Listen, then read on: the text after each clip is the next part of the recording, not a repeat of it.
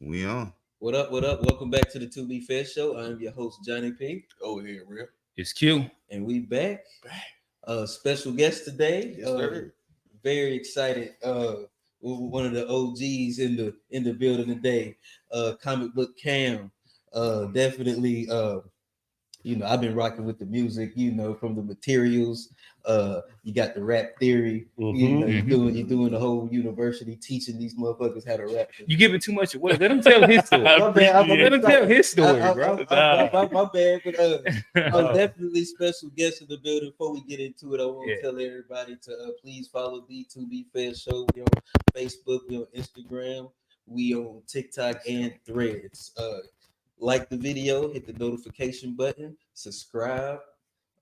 Please, hey, we got unpacked. Last Wednesday, we got into it.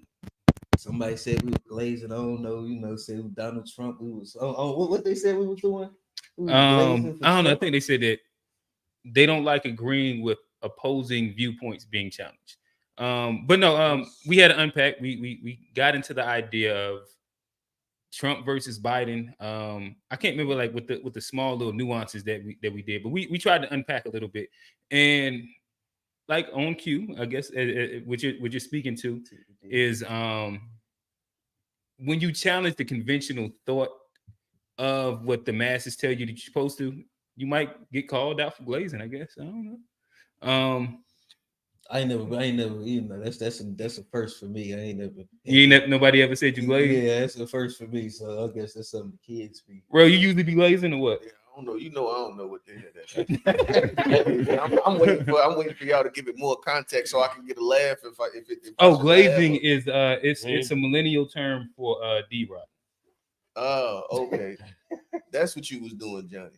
No, them. I don't know. I was on the fence. I don't know. You was on what fence? But I think that this is probably a really good time to promote. We do have on Wednesdays 9:30. We have Unpack. It's a new series. We really like the traction. We really like the audience that we ended up being able to get, and where we're unpacking really nuanced conversations over maybe like an hour and a half, 2 hour, and we'll really dive deep. And it's also a live call-in show. So if you want to kind of get your opinions off, feel free to call in. We'll chop it with you as long as you're respectful pretty much to the format. We'll let you on. Shout out to Patrick. Patrick pulled up. Patrick is the new Caucasian homie from Texas. But we enjoyed the conversation. He brought a different POV than we typically get. And it was fun. It was definitely fun. Johnny, I'll toss it back to you. Oh, yeah, no, it was very insightful. Shout out Big Dog Trey. He pulled up, chopped it up with us for a little bit. Shout out to G. Shout out to Bo. Y'all going up to Patrick's Ranch? Johnny is going to Patrick's Ranch. He's going to fly him out and feed him brisket out. Hey, Patrick, the whole show pulling up. We bringing the setup and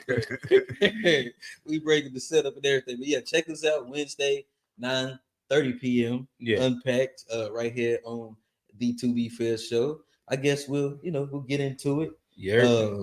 Definitely, we got the big homie here, so we gotta want to let him tell his story, see what he got going on, see what's what's new in his world.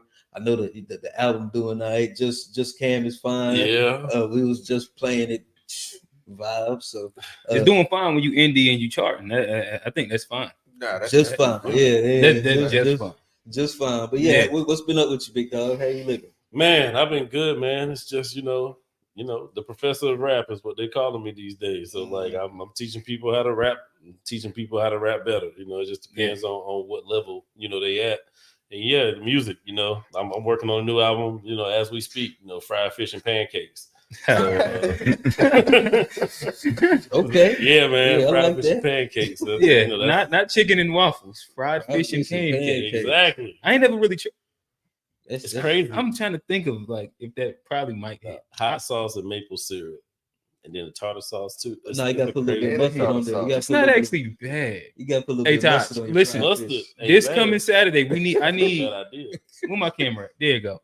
I need. What would you say? Fried fish and pancakes. We're gonna try this one out. What you know about the Johnny cakes though? What does that mean? Y'all ain't never heard. Oh, Paul, hold on. Hold on. They look like pancakes. Y'all I do not consent. So now there's three because I just figured out that a pancake I do and a not consent. flapjack was two different things. Yeah, I think a flapjack is similar to a Johnny cake. Hey, So just now let it's that Johnny go, cake. Bro, I don't like Let that term, bro. Yeah. Like you can't say that no more. You gotta watch the niggas that Like, you get you can't walk say away. that no Now. more, bro. That's banned. See, that term is Johnny nasty. cake is wild. Wow. I ain't trying to have none of Johnny cake. Oh man, Wow. I'm telling you, right? I don't want none of Johnny cake. I didn't even realize I set myself up. Okay. Oh, but yeah, keep going, Ken. You got an album on the way. I got an album, fried fish and pancakes on the way. Of course, Just Right School of Bars is still popping. And we taking students in. As we speak. Students are joining every so often, every week. It just depends on the season right now. Actually, this is the season right now to join the school and get your skills better. We also, we help people. We'll just help you to rap better and teach people how to rap. We teach people about the industry and we teach people how to move as independent artists. Gotcha. Right. Hey, something as I was looking at the page, like, we pretty much all, had our hand in rapping. But I never knew like the lingo or what these terms were for what we were doing. And as I was listening to, I'm like, oh shit, I don't know any of these words. You know what I mean? But it's like things that you were doing, but you just didn't. Where did you learn the terminology from? So man, so a lot of it, of course, we learned. This nigga a music major. My bad. A music major. Okay. So no, and it's crazy because you're right. This all formed off of me being a music major at North Carolina Central University, but I was in, I was a rapper in that space too. I was a trumpet player, of course. Y'all know me as a trumpet player, but I was a rapper in that space, and there was no place for rappers as music majors.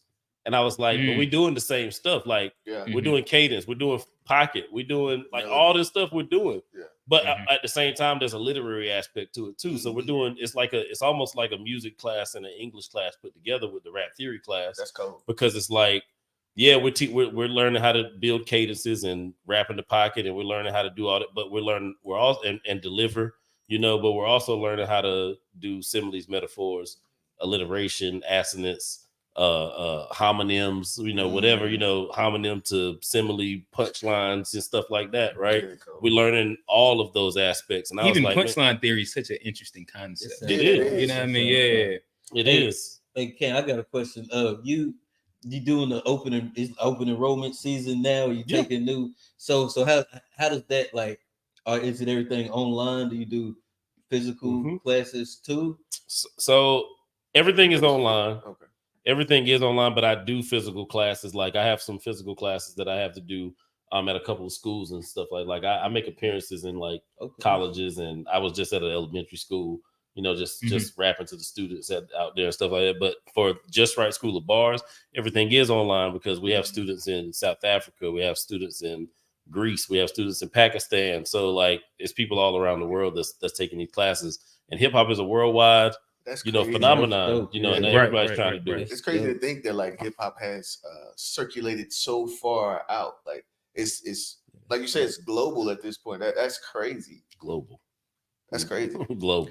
Yeah. So I guess maybe take us through the journey of like starting like this idea of being a rap professor. Like that's such a unique thing. I don't know if it's been tapped in yet. You're starting to kind of see like this become like a business model a little bit with a couple different people. I don't know. I'd love to hear kind of like your genesis of it and your growth through that. Yeah. So this is very interesting. I was giving private lessons to a couple of children that wanted to know how to rap, and I was their favorite rapper. So I was giving lessons already, but then I got really popular. I got an invite from Instagram to be on to beta test this app called Bars app. Right. This was when COVID hit. Right. And I had just locked up. Like I had literally I had the short locks, And when he says locked up, he's talking about that chin. Yeah. I had just locked it up, and it was like super short. And I got this invite to try this app out, and as soon as I tried, it's an app where you they drop beats up there and you rap in the microphone that you got, and you make content, right? And as soon as I saw it, I was like, yo, I'm about to be the most followed person on this app. I literally made it a point to be the most followed person on this app, even though they paid other rappers to come up there like Jadakiss and Toby and Wigway, and they paid people. I was like, nah, I'm gonna actually be in the community.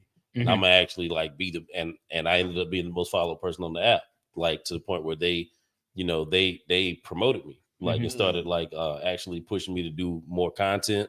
It was created by Meta, and I was like, all right, so this is cool.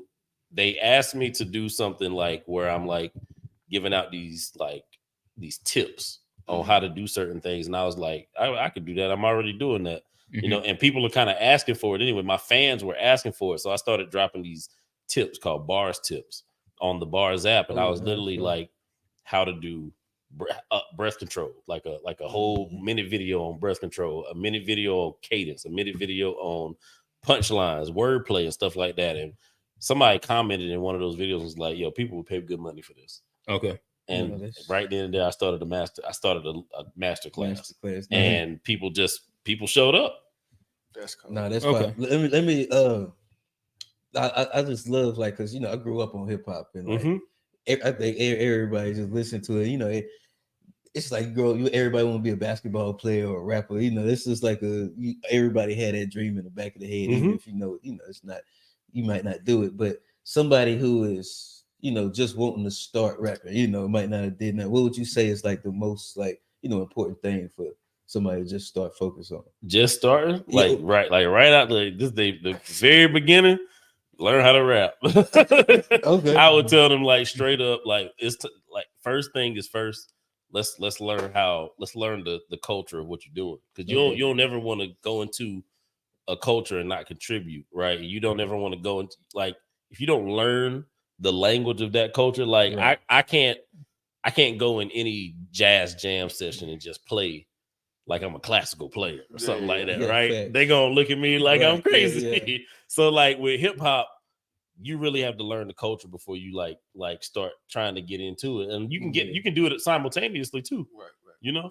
But like you really have to learn about that culture, and you really have to, and if you want to become a rapper, you have to learn how to speak the language of rap, like to speak the language of hip hop.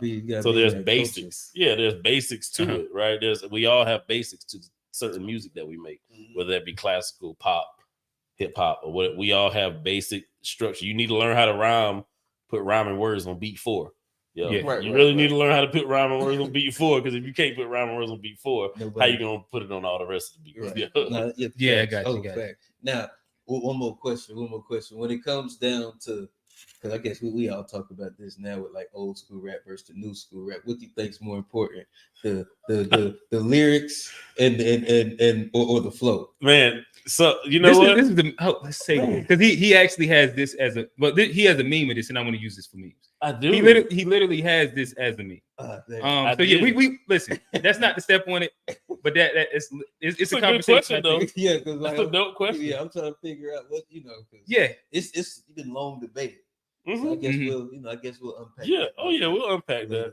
I love that conversation. Masterclass. How did that grow? I think some people kind of knew you or got introduced to you through is it Pendulum? Yeah. Okay. So I made the masterclass. It was called Comikbook Sessions, right? And people was coming out, and joining the classes. And at some point I was like, I want to invite, rappers. I want like bigger name rappers than me to come in and help, teach classes, like at least guest speak for some of these classes. And I saw Mickey Fax was on the Bars app as well. And, I thought that, I felt like, I could reach him. And I invited him out to a class, and I paid him to come out to the class. He came out, and we got more, I got more students. It worked. My idea worked, bringing a star in to kind of bring more students. But then, he approached me like that same week after, and, wanted to, I want to help you make this bigger. Right. And that's what we did. Me, him, Chilla Jones, Rob Nice, and Jeff Walker. We all came together, and we took my idea and just made it into something, even bigger, with Pendulum Inc. And I don't, deal with them anymore. I've parted ways from them. I still do co-own the company, but I have parted ways from them, and just went back to my private practice with Just Right School of Bars, which is just Comikbook Sessions, right? It's Comikbook Sessions rebranded, but we made it bigger, right? We made noise, and we had the guests pull up like Method Man and Twista and man, you name them. Them some Lady rapping London, niggas. Master Ace, Fonte, Sci-Hi the Prince. Like we had, guests come in It's a hell of a list, Yeah, man. that's a It's hell of a right? list. hell of a list. And we had a lot of students that took my rap theory class and got a lot better. Like people who were already good got better, but then there were I was tasked with a lot of students that never rapped before in their life, right? And they just weren't really that they were trying to learn, and they just got better, right? They just got way better. So that's how it got. That's how it grew. The idea grew out. There's some more. I definitely had some help from those guys as far as pushing the concept out there some more.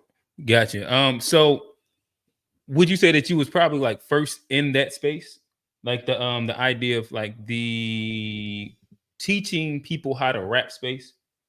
Teaching people how to rap. I don't know if I was first, because YouTube has, YouTube's been Okay, around for a minute. gotcha. So I don't know if I was first. Well, I guess inside like the format where like you kind of had like the sessions, Yeah, and that format, like yes. it was a thing in which Syllabus for like you had a full syllabus Yes. to it.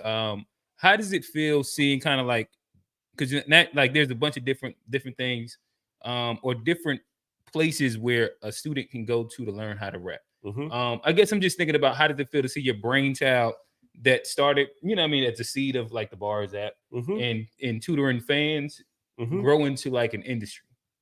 Man, that's a crazy question, because I do feel like I was the beginning of the full curriculum and turning it into like a college major, right? I don't think there's a lot of music majors that were looking to show rappers how to like give rappers what we got as music. Because you've written sheet music for rappers before. I do, yeah. I write sheet music for rappers all the time, right? And I rap, like, for instance, like I got a piece of sheet music for Twista.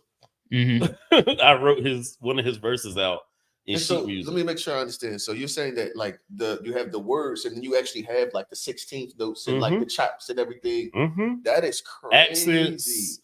Accents and all. Dynamics and all, yo. That's dope, bro. Like handwritten, me and my homie, JC, y'all know JC, the third, like me and him were working on it for a while, and then I just started, writing them out, myself. And I've gifted them to rappers, right? Like I gift them the handwritten copy, and I have the digital copy to help with certain students, for teaching and stuff like that. Because it's so you'll take like a Method Man 16. And you'll have the sheet music written out to it. Yep. And then you use that as a guideline to teach rappers how to rap. Yes. I have Method Man's. I wrote out Method Man 16 on Triumph, actually. And like literally in class, we'll go through bar for bar, show you where all the rhyming words landed, because they landed the same places. Yeah. Right. So for certain students, they can't just, like, some of us, as rappers, we can go listen, right? And then we can emulate it. Everybody can't do that. They want to be a rapper. Some people got it like in here. Yeah, some people already got it. Some people got to train up. Some people got to train. It ain't no different than basketball. Do they have to do with skin tone? Oh, never mind. That's too deep. It's a joke. Every now and then it can, but no, actually, it's crazy. You would be surprised how many. There's some Johnnies out there that can't walk and chew gum either, huh? Yes. Yeah. There's some skin folk.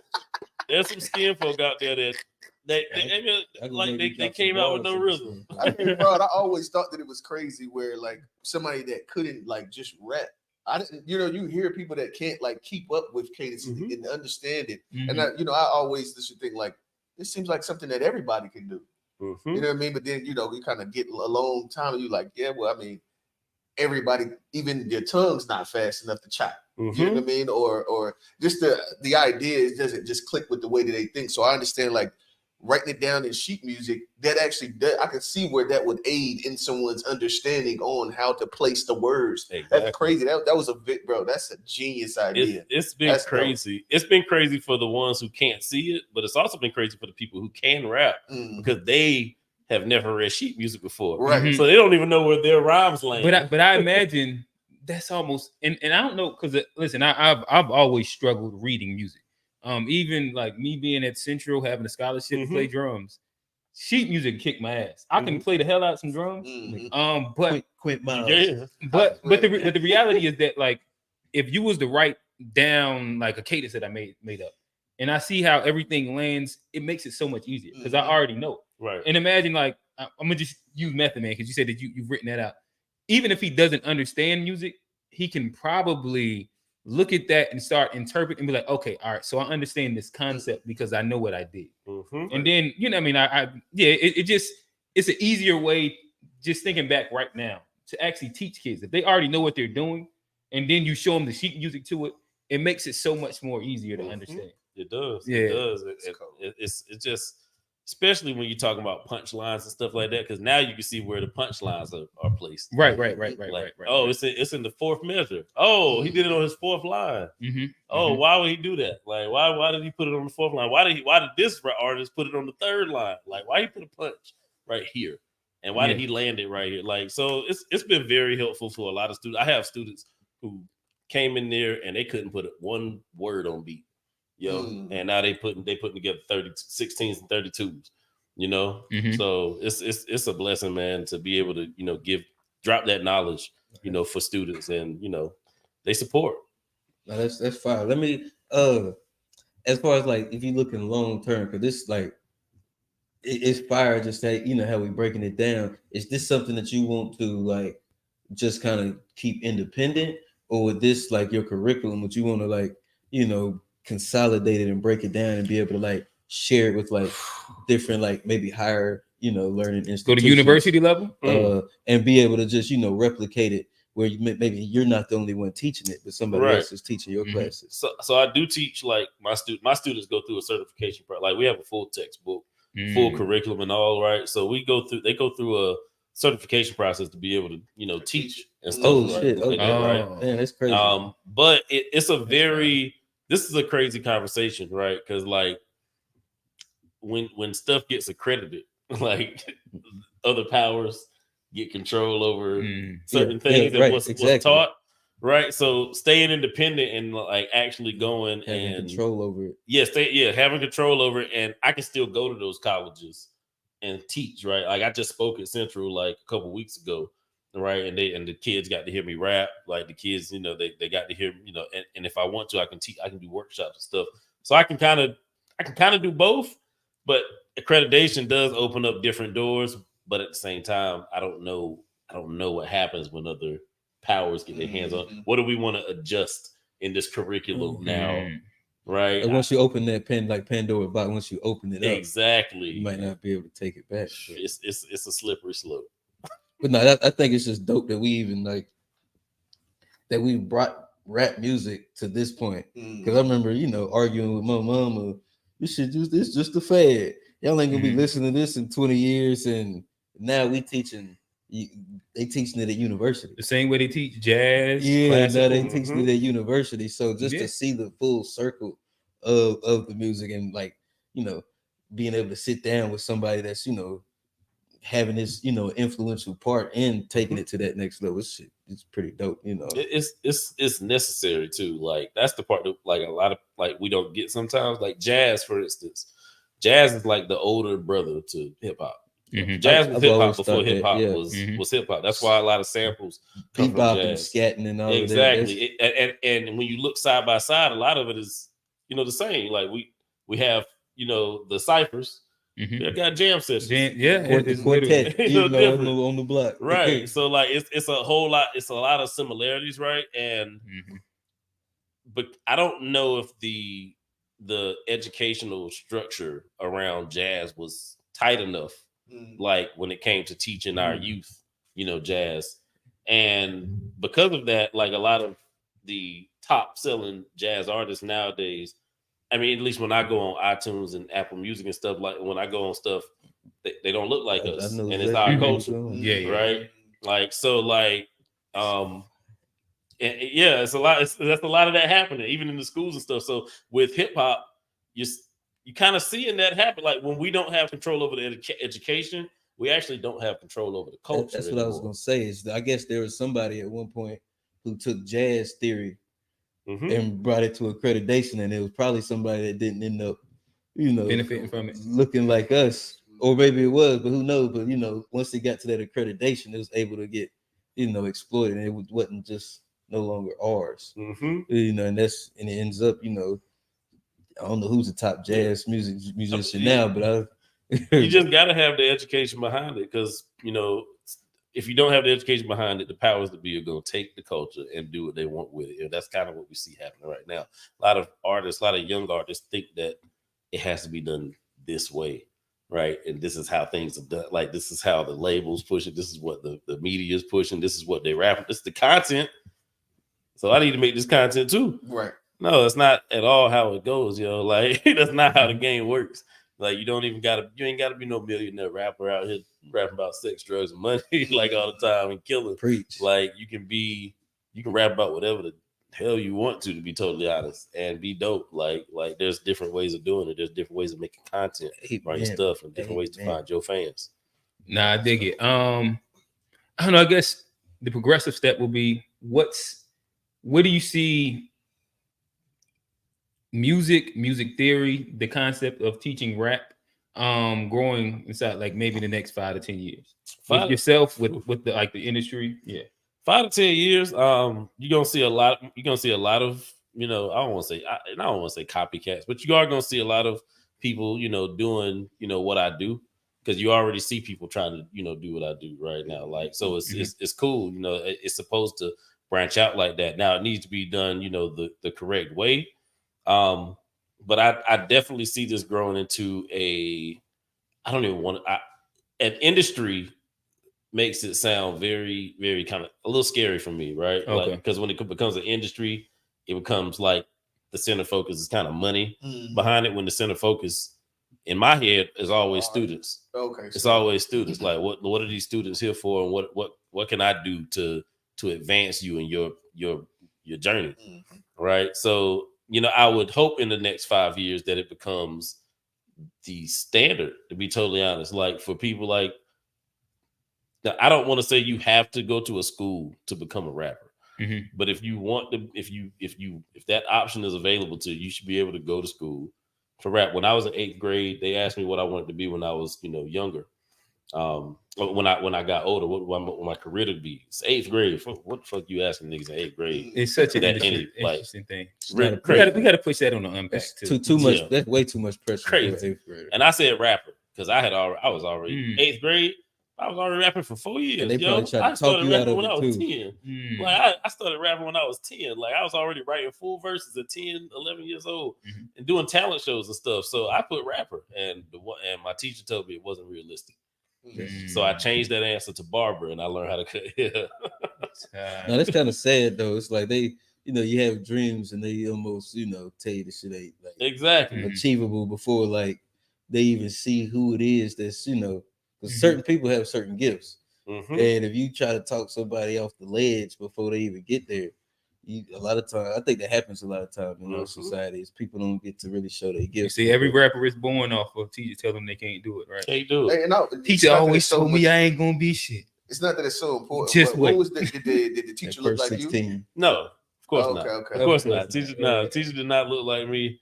But that's like the next 5 years. That's what I would want to see, is a little kid in the 8th, 6th, 7th, 8th grade, and they're like, yo, I want to be a rapper when I grow up. And it's like, oh, you can go to Just Right School of Bars. You can go to Juilliard. Like, there's professors at these places. It'll be dope to see, like, because I hear a lot of, what do they call it? It's like that, like a class or like this. Before you were able to become like this star, there was a grooming that they gave. They like call an apprenticeship? Not an apprenticeship, but I'm talking about in the industry itself. They were like at Motown used to do like that, the artist development. Artist development. Yeah. Okay. So Gotcha. I think it would be dope, and I think it would be very fruitful if there was a place where you can actually learn the way that this thing looks, instead of just regurgitating, redoing what we see constantly being done over and over. At this point, it's just like it all sounds the same, and it all has like very little connection.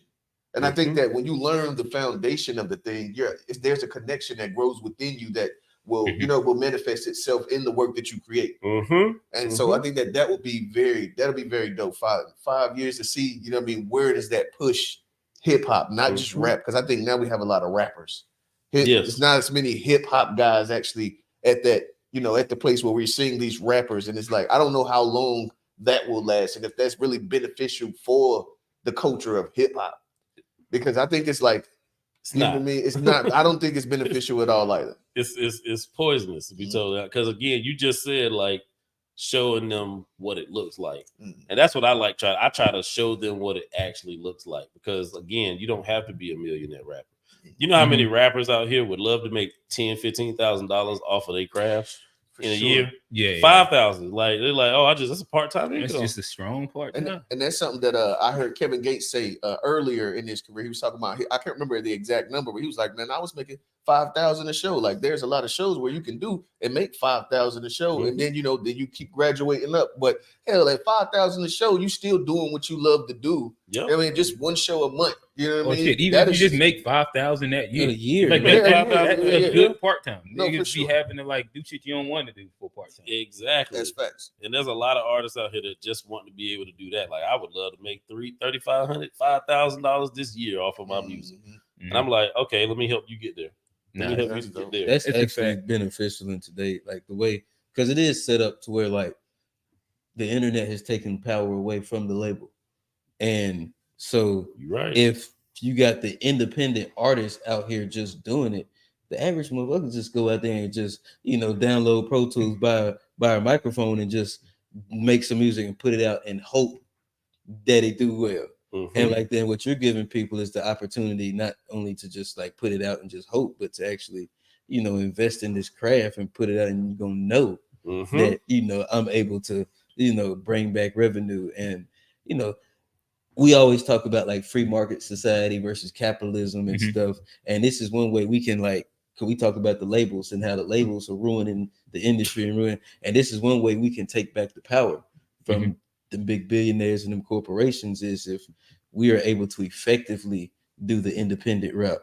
And you can take away the power from capitalism and bring it back to the people. So I respect what I see what you're doing. I respect it. And like you said, it's a necessary thing that has to be highlighted. We got to put more, light on it. And like you said, even if it's school, even if it's a grown, 40-year-old that just want to, bring in a little extra cash, you can do that, So, that's the beauty of it, man. It's a and we don't even just teach the rapping part of it, right? Like I told you, I teach like a content creation class, and I definitely had a 40 plus student who was like, yo, I can't make I'm aged out basically. I can't make no new fan base like now. I was like, yes, you can. Yes, you can. Let me show you how to do this thing on social media. And I ain't even really show him everything. I just told him, first you got to make a contribution to the culture. And that's where you're gonna like find your fans and stuff like that. And I told him, even bring your wife into him. I give him a shout out, my homie Bipolar, right? And he went and took that and ran with it. And that man made a whole new fan base off a radio show. And it really led people to his music. And like I saw him do his last live where he's giving out these Insta awards on Radio Havoc Insta awards, and he got like 80 something 90 people in his live. No, it's fine. And I was like, bro, look at what you just did. Look at what you did over the last 2 years since we had that meeting. Yo, you are like, I'm proud. Like at that point, that's what does it for me. Yeah, and a lot of it just finding your crowd and being able to drill into that. So what I'll say is we've heard you talk about rap. And how you teach rap. I feel like this is almost an amazing moment to kind of just give you the opportunity to kind of showcase that. Before we do that, let's run down the comments real quick. Let you get your breathing together. Yeah. Let's run down the comments and then we'll get into we'll see what Cam got for us. I see. Lou Ray. Chad Evans, that boy Cam. What up, homies? What's good? He said that fade is crispy. Hey, also Chad, tap in. We got to get you down here. You over here playing the piano for governors and mayors and stuff like that. That's exactly. Big. That's big. Exactly. Chad actually made the beat to Procrastination from my album. Yeah. Okay. Yeah. Me and Chad worked together. This one said fire. I forgot what it was in reference to, but I did post it when they said it. Lou Ray. I love seeing a young man that loves teaching and enjoys it. Thank you. That's why you can't let nobody persuade from what you want to do. Unless it's OnlyFans. No, I think it's healthy to tell them not to do OnlyFans. Yeah, I feel you. Kind of. Okay, all right. Well, that's what I'm gonna say. Small business is small business. this is true. My bad. I forgot Johnny over here. Johnny is he's the OnlyFans connoisseur, and I don't want to take that privilege and enjoyment small from you. Business is small business. All right, so Johnny, man. we'll let you toss to Cam. Let's get this. He's the third one to bless the To Be Fair mics. I done seen you went viral a couple times for lighting a couple mics on fire. Mm-hmm. Yeah. So yeah, go ahead. Oh yeah, we got that boy Comikbook, Cam in the building. Materials, the Professor Rap, Rap Theory in the building, and he been putting us on game. He been schooling cats, so we only figured it'd only be right. And we took y'all to school. We gonna call it Sunday school. Sunday school. Oh man. Yeah. Hey, let us get something, Tone. I'm here with it. The beat.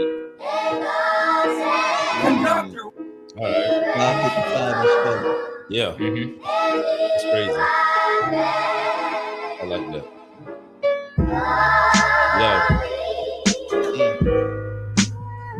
All right. Yeah. Professor Cam, check me. Rappers taking notes, watching me do me. Stupid plan, Superman can't even see through me. The track is too cold, so I'ma bring you heat. Going hard is my dick when it's between two cheeks. Maybe I should take a break for at least 2 weeks. Give these rappers time to catch up, create new beats. Write a verse and use at least 2 sheets of construction paper. I love the haters, fakest faces with a bunch of makeup. Sorry. I don't mean to offend, but I really love the sheen of your skin. Please don't mind me or the men who talking skills, at least you offend. You don't do the fake, you don't need to pretend. We can do mistakes if it teach you to win. If you spew hate, you can leave with your friend. Do a little meditation, find your peace from within. Eternity's just a friend of mine. Believe it, I'ma live forever. You can see me at the end of time. I write too much, I delete and get rid of rhymes. I know some rappers that can use them. See, I give you mine, I recycle. When I reach from students I scope. Little shorty, a musician, make her sing high note. Students studying the piece I wrote. Ask around, they know how I kill a mic. I might be Michael. We was rolling backwards, filled it with some gas, and it wasn't really that thin. Until we high, it's all about ass in. That then, try to level out before the class begin. You can find me where the action is. Listen, stop that What's it? The hyenas? Yeah. Hey, The land of the hyenas. Damn, we need Nah. some horns over there. Yeah, Okay, bam. That's how you take. And listen, that I don't think that you need to sell much more. Like when it comes down to why you should join Cam's. What is it? Cam's School of Just School right, of Bar? just right. School of Bars, just right. School of Bars. If you join, you might get 10% of what he just gave him. Like, you know what I mean? Like that was special, but like 10% of that. It's You know what I definitely mean? levels to this shit around here. Yeah. There's Definitely levels to this shit, bro. That was hey. Thank you.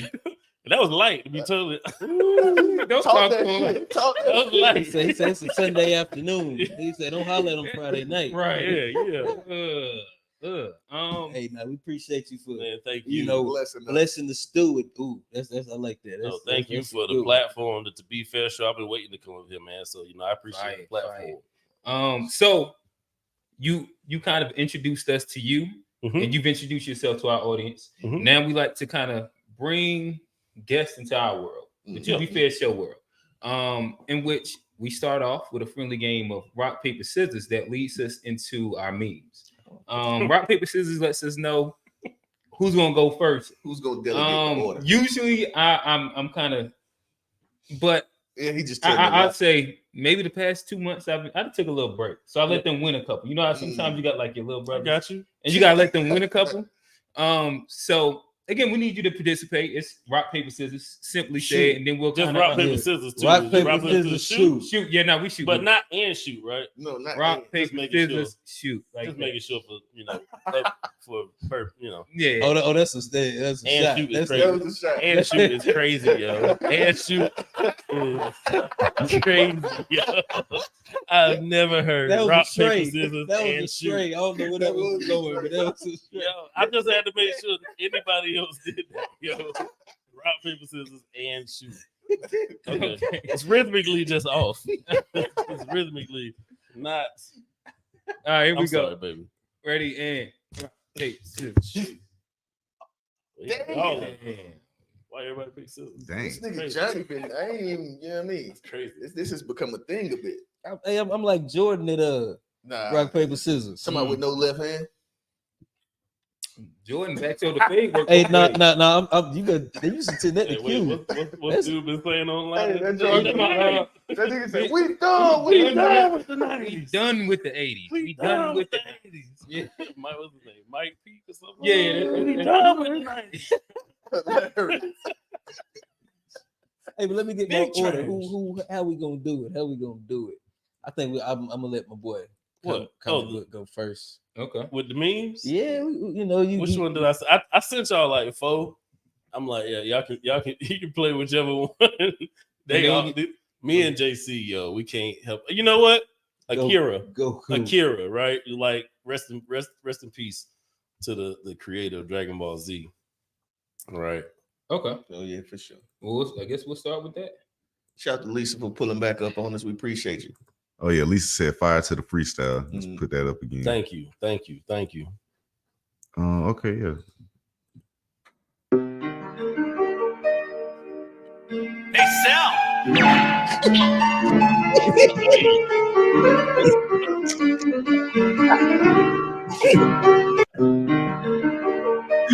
What is the Hey, word Sal. say? Okay. Go ahead, watch this father give us this will be the same. If you know what happened, If you know what happened, yo, you know, so for those who don't know what happened, like Goku was fighting Cell in the tournament, in I the big remember that. tournament to save the world. Yeah. But Goku couldn't beat Cell, Yeah. right? So, but if Goku had a ace up his sleeve, he was like, my son Right. real as fuck. He the one. He the one that's gonna end you, Cell.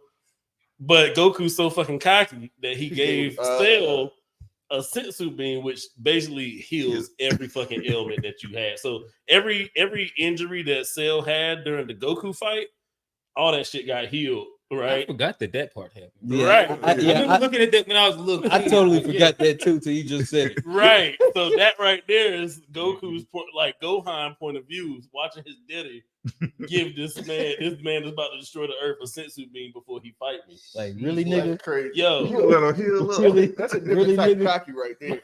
It's a different type. and when I saw that, yo, I was crying, yo. I was crying. I'm a big anime head. Hey, Gohan ended up whooping his tail though. He did. He got got beat up bad. He got beat up bad. My man's arm was broke. I remember that nigga sitting there like this. His arm was broke. So probably wouldn't have had a broke arm if you didn't give him that sensu beam, did it? Goku, but side note, Goku like the worst father ever, yo. Yeah. Worst father ever. All right, What we doing next? Oh, it's another one? Oh, yeah, man. give us at least two. You got Okay, another one in there. scroll up, go to Yeah, 4 of them. So I know. my boy looks stupid right there though. do the y'all watch Super Ray?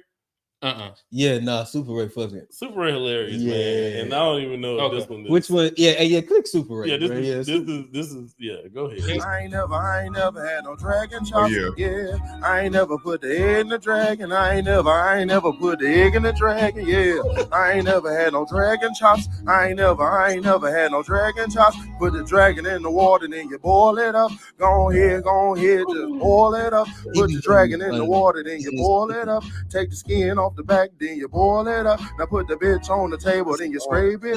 Great. Go ahead, get some guava juice. I need the dragon, gotta eat it up. Go ahead, get the speaking up. I said the dragon gonna be so good enough. You gotta chop that dragon up.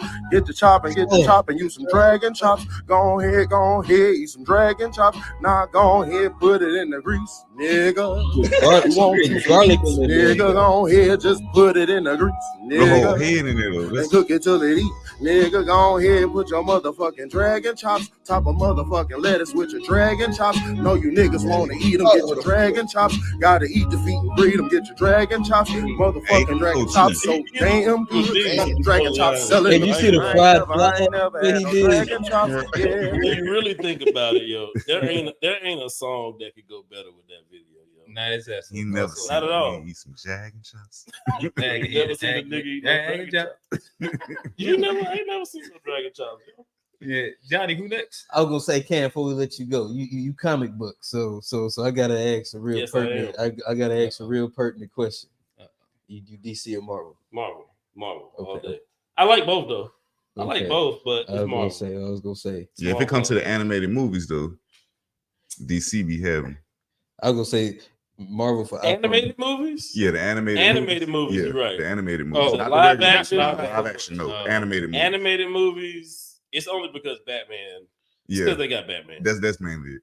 And you know, Gotham City is That's just fine. Crazy. Gotham City should be charging $50 for rent. Like it's goddamn ridiculous over there, yo. They should be charging $50 a month for rent because it's crazy.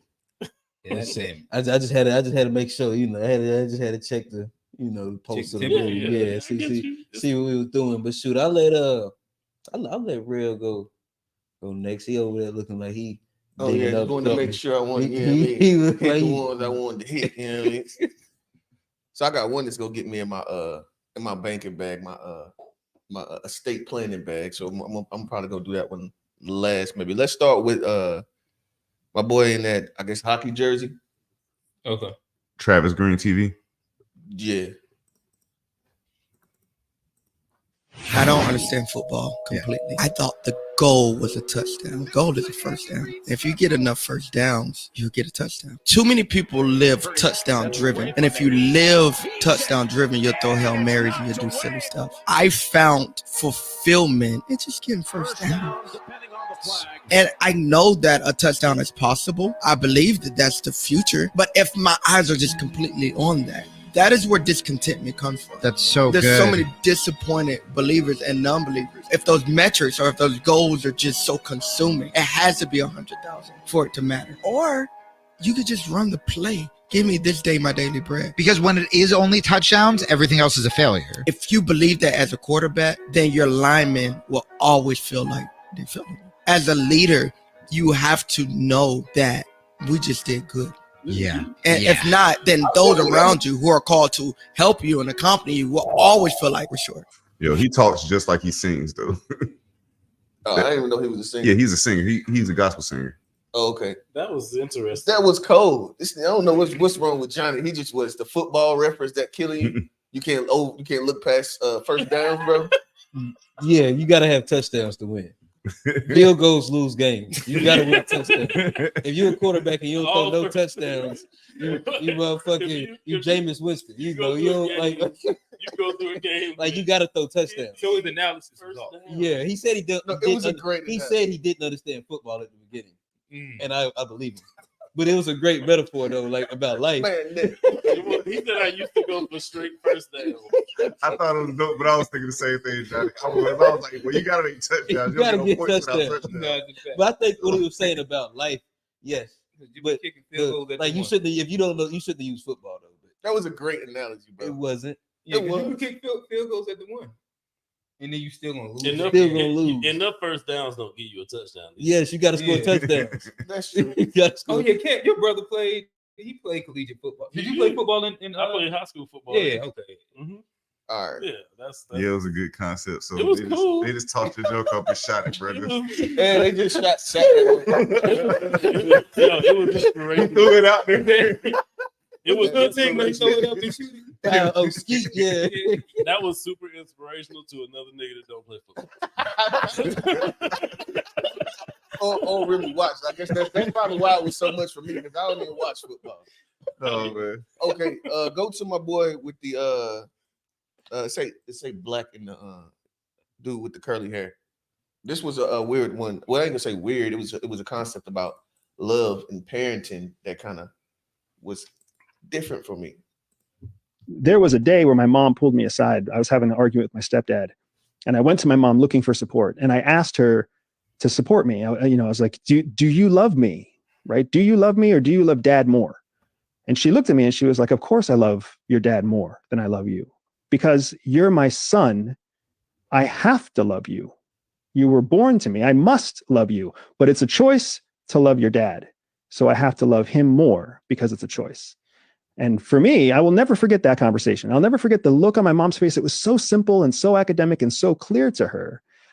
And it's never been something I could ever actually accept. And even now, as a husband and a father myself, I don't understand how that was logically sound to her. I don't know how you could ever actually prioritize who you love. There was a day where my mom pulled. For me, as I was listening to it, I was kind of getting into the idea of like, and y'all know I'm on the traditional side and kind of more on the not necessarily religious, but spiritual, the hierarchy of the household and all that thing. Mm-hmm. So, it was tough for me to think about the idea of, do you love your children more than you love your wife, or do you love your wife more than you love your children? And so as I was sitting there thinking about it, it's like, and me and my wife actually had a conversation about this, and we kind of went down that lane of thinking. And so what I was the thing is I guess what I came down to, or what we came down to, is that the way that we love each other makes it easier to love them. Okay. And the way that we love each other allows them to see what love, and you know what I mean, what it looks like. And I think that like that's really the hardest thing, because with your children, there's a level of, you have kids? Mm-hmm. I got one child. One child, boy or girl? Girl. Okay, so yeah. Okay, that's beautiful. Beautiful. So like when I there's a connection. I have a little girl, she just turned 4. And I believe that like there's a connection there with those relationships are almost, even though what I just said, like the hierarchy thing, I think that it's so much harder to really live that when that love is the way that it's like the child's love is just very pure. It's a level of purity to it that like I don't think that this is like that you see this in any other instance, like as the adolescent children. Mm-hmm. And so I thought that was very interesting. I'll move. That don't seem like it got many real legs to it, but that was. You ain't let nobody comment. Oh, but go ahead, comment. Well, Cam, you go first. Oh, I mean, it's an interesting take. I don't disagree with what the mama said, what his mama said. It's just, I don't know if she probably like really meant that, I love your father differently than I love you, like, because my daughter, like, people will tell you, I love my daughter. Like me and my daughter are like very, very close. And it's hard for me, but I can't, for me to say I love my daughter more or something than I love like my mama, or than I love, like, she'll even add, like, my daughter's like super into herself. She'll tell me, like, do you like me more than my cousin? Like, do you like me more than this person? Like, everybody loves me. What are you talking about? I'm like, I love my daughter like so much. I don't know if I could just say like that I love her more than other people in my life. It'll be tough for me to like say, because I don't know how to quantify how much I love someone after I love somebody, and I actually love them. Like, it's love. Mm-hmm. All right, so I guess I'll jump in really quickly. I think that the meme, it was like a really interesting nuance in there that I don't think we've talked about yet. He said my stepdad. Mm-hmm. Mm-hmm. And I thought that was really, really interesting. I didn't. And I didn't catch the stepdad. That's what I was. I thought that was like the interesting nuance where, like, I understand the idea of responsibility versus choice, because that's kind of what you ended up breaking it down to. Was, what I mean, you're my responsibility. This is my choice to love him. Mhm. But then I guess like you get into that split where like there's different versions of love also. And the comparison point ends up being like weird. And maybe I guess if he's, I guess maybe it had to have been something happening in the house. But I think that becomes the harder one. I think that if it's like his dad or something like that, the conversation probably doesn't even like hit that hard. That's fair. So you said That's it's harder for him to absorb or to take in Because because it's not stepdad. his dad. Right. Yeah, well, yeah, it's not like a nuclear thing. Like it's not Right. like because like with that, there's kind of like a natural cycle of it where like the kid can almost understand it. Mhm. But when you're bringing in like a stepdad or something like that, Right. the kid probably is gonna have like some level of resentment anyway, because Mhm. that's not my dad. And then there's always in his brain the idea like, oh damn, you're treating me this way because of him, and you Mhm. like him more. Right. And so then that kind of it kind of triple downs on that whole concept. And so I think that nuance in itself is what makes the meme interesting. As a child, though, I'm sorry if you say to me, loving your dad is a choice, and you are, I'm like, mother, I was a choice too. Yeah. Yeah. I didn't You ask to chose be to here. have me. I didn't ask to be here. You chose to have me, or you chose to not wear protection. It's one of the two. But either way, I was a choice too. Not true, but I guess once they're here, it's full responsibility. It is. Like at any point, you can kind of like tap out. But it sounded like he said they had that when he was an adult. I want to Yeah, say. because Listen, say I wasn't a listen, choice. I'ma also That's say all I'm saying. Don't say I it's wasn't bad a choice. parenting if at 6 years old you telling your kid you love somebody else more.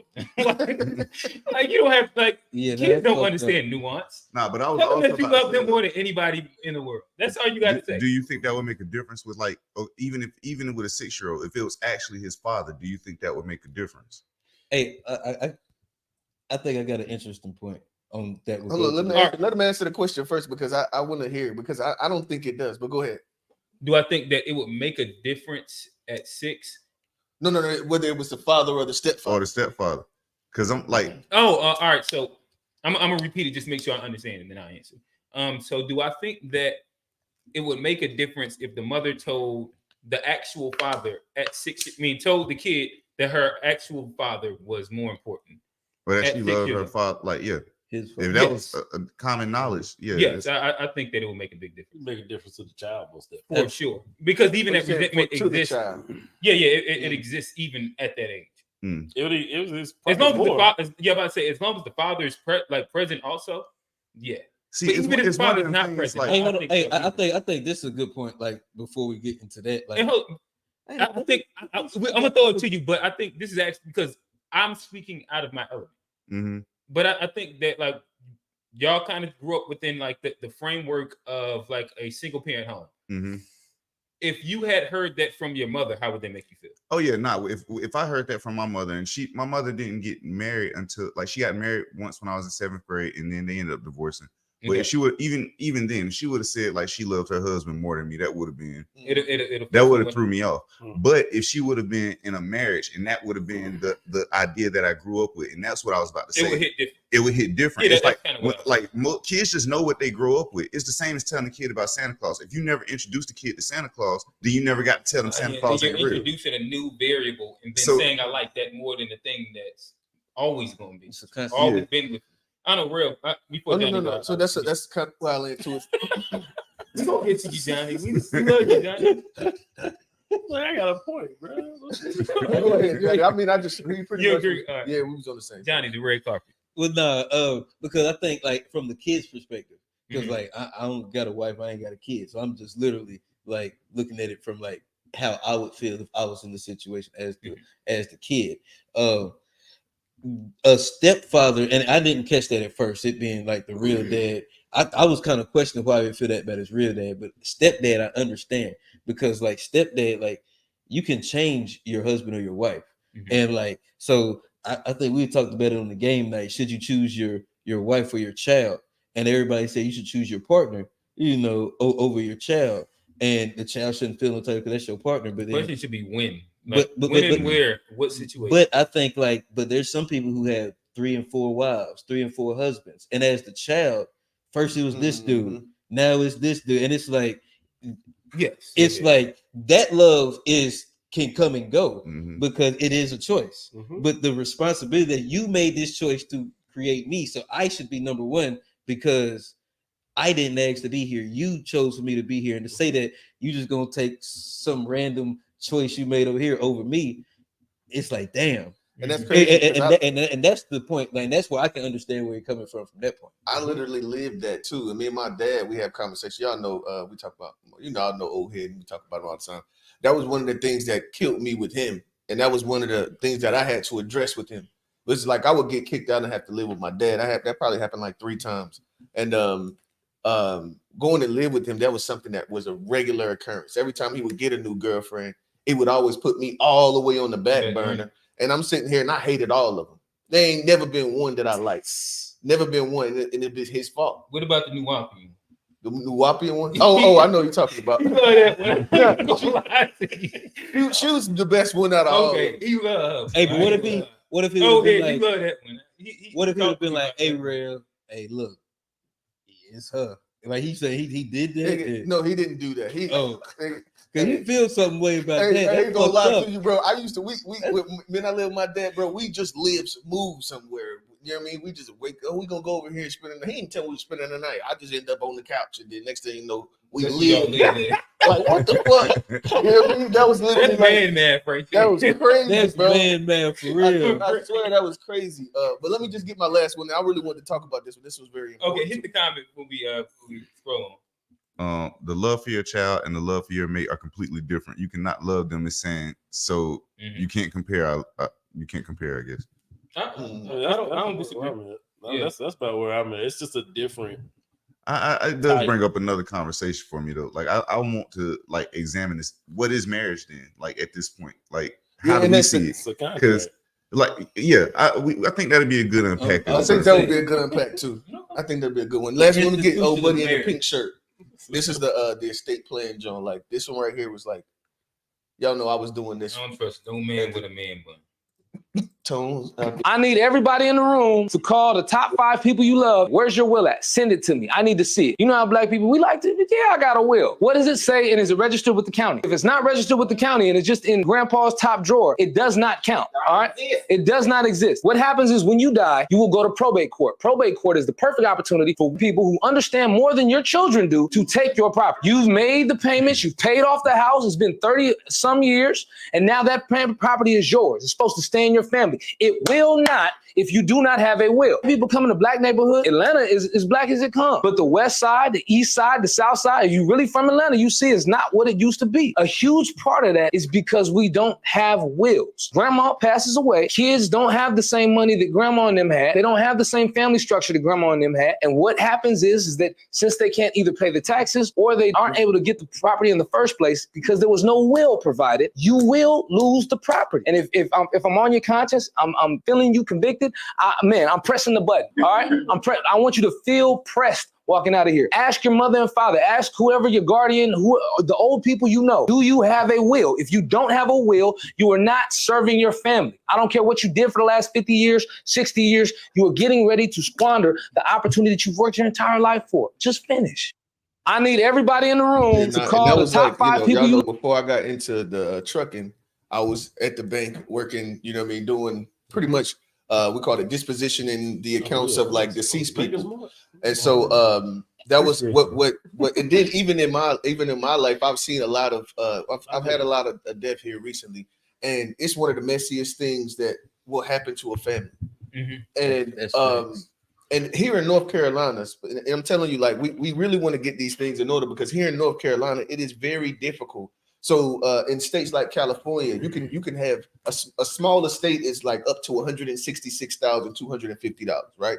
Okay. And that means that like you don't have to go to court as long as your assets aren't above that amount. Okay. So, but here in North Carolina, it's like $2,500.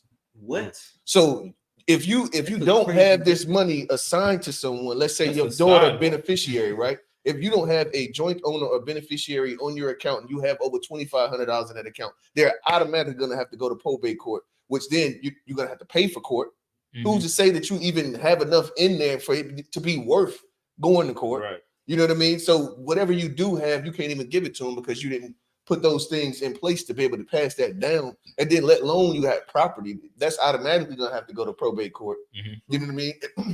Then the debt that you have. So if you have beneficiaries, so this I'm just gonna leave it after this. If you have beneficiaries on your accounts, right? Let's say your daughter, whoever is on your account, then your debt doesn't have to be paid out of your estate, out of your money, right? So like, you got 20,000 credit card, 20,000 on the credit card. When you die, if you got 20 bands in your account and you have your daughter as a beneficiary, that automatically goes to her. It doesn't go to the debt. But if it's not there, you have to settle the estate first, and then whatever's left over she would get. So if 20 is all that's there, then she gets nothing. Right. Wow. So like we definitely need to kind of educate ourselves in that. And I'm like you, I'm real passionate about that. I love that. No, that's that thing. But yeah, that was the last one I wanted. I was gonna say, no, that's very pertinent. And like you say, if you don't have a will, it's still possible to keep it, but it's gonna be a lot harder. For sure. And it's gonna cost a lot more. And so it's easy to be proactive rather than reactive. And we all got older people in our families, and ain't none of us gonna escape death. It's gonna happen to all of us. So then you might as well plan for it. Because you about to escape death? No. No, bro. No. It's really about the will. My bad. It's really about the will. Cam, he friends with eternity. I ain't know. I heard that earlier too. Yeah. I know about real. Yeah. No, so okay. Well, everybody except Cam. Everybody except Cam. I live forever through my rounds, though. I'm like Achilles. I live forever through stories. This is the last thing I want to say about this. So the best case scenario is not the will. This was what came up. Best case scenario is to designate people, because a will has to go through probate regardless. Okay. So what's it called to designate? That's So how do you legally designate somebody? Like beneficiary, you have to put them on the account. You have to put them on the deed. Okay. You want to add them to these things prior to, because the will has to be interpreted by the probate court. That automatically can't nobody interpret the will. But if you go ahead and do it in like beforehand, then if you designate whoever these things, yeah. Hey, I got one question. So get a trust. The trust is the cheat code. That's that's where I was gonna kind of ask you about it. Like, so it's like, do you have to do like each one of these things individually, like the house? The 401, like the 401. Oh yeah, so you got to go through in each one of your assets. You got to designate, and that's where I was gonna kind of get to the trust. As far as like, is it easier just to put me on your 401?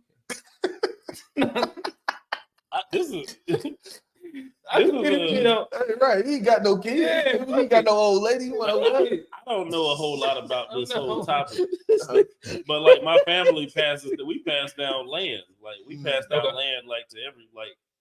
We just have land that we pass. Like I'm from Eastern North Carolina, so it's like it's super country, like where we from, and like in the area that we at, Bloods Creek in Aurora, like my sister stays in my great grandmama's house, and my parents stay in my grandma. Like we pass houses and acres down.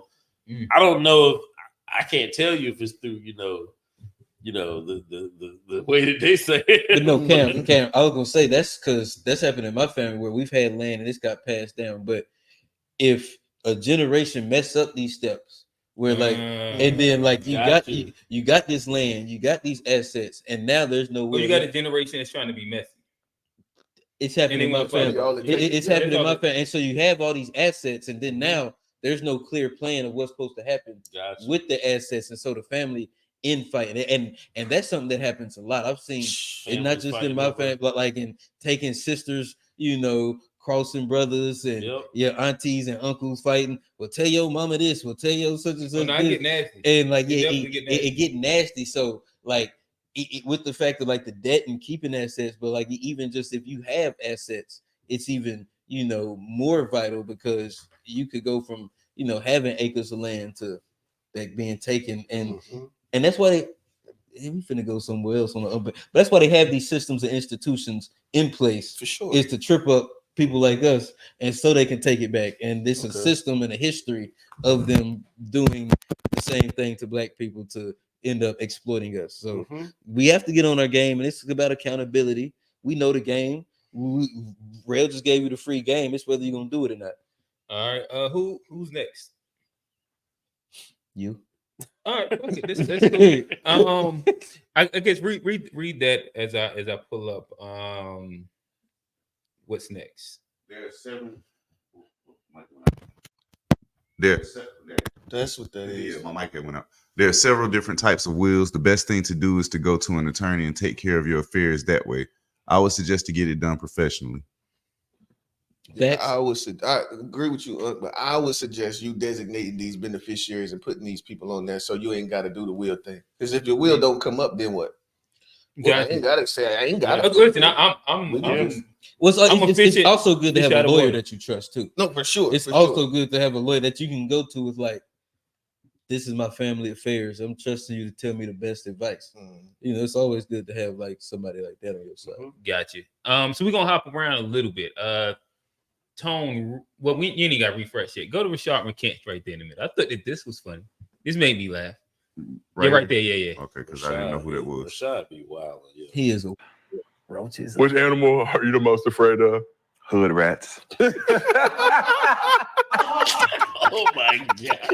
So that can go terrified. Yeah, I'm terrified. That's double entendre. That could go either way. Yeah. Jeez, I seen a hood rat on the internet the other day, eating with her hands, talking about this. She like niggas and they like them back. I was like, ooh, keep that away from me, Lord. Stay over there. Stay over there. The largest version of rodent. Man. A great A hood rat. You can stop. We ain't got to go there. I think they kind of be going to a second. Crazy. But that was hilarious. I died when I heard that. We'll get into a couple music conversations, but before then, y'all want to go? What did no, matter of fact, go to homie in the top right. I mean top left.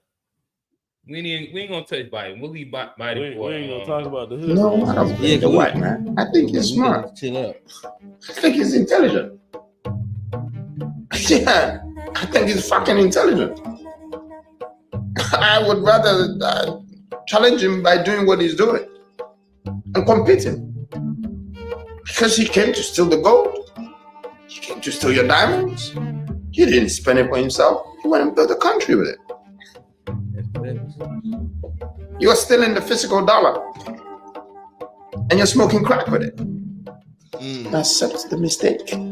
Because once you understand that it's a mistake, if you say 1 + 1 is 4 and you accept that it's a mistake, you're going to get it right the next time.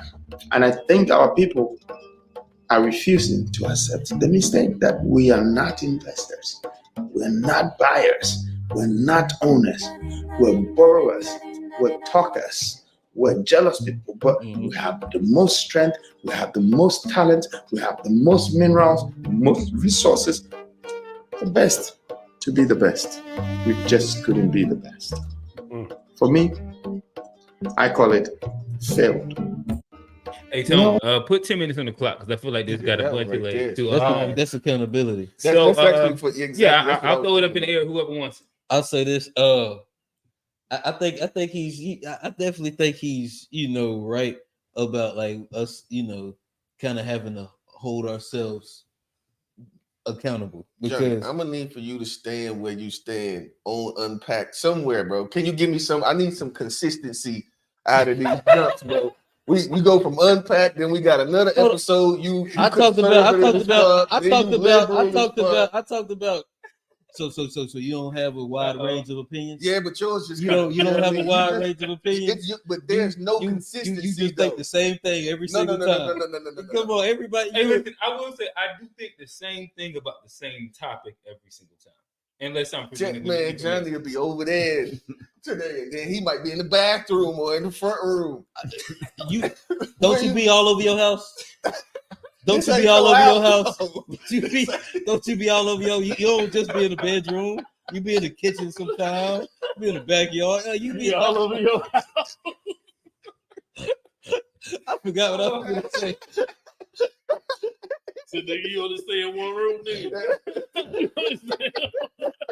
You don't cook. You don't use the bathroom. You don't go to bed, nigga.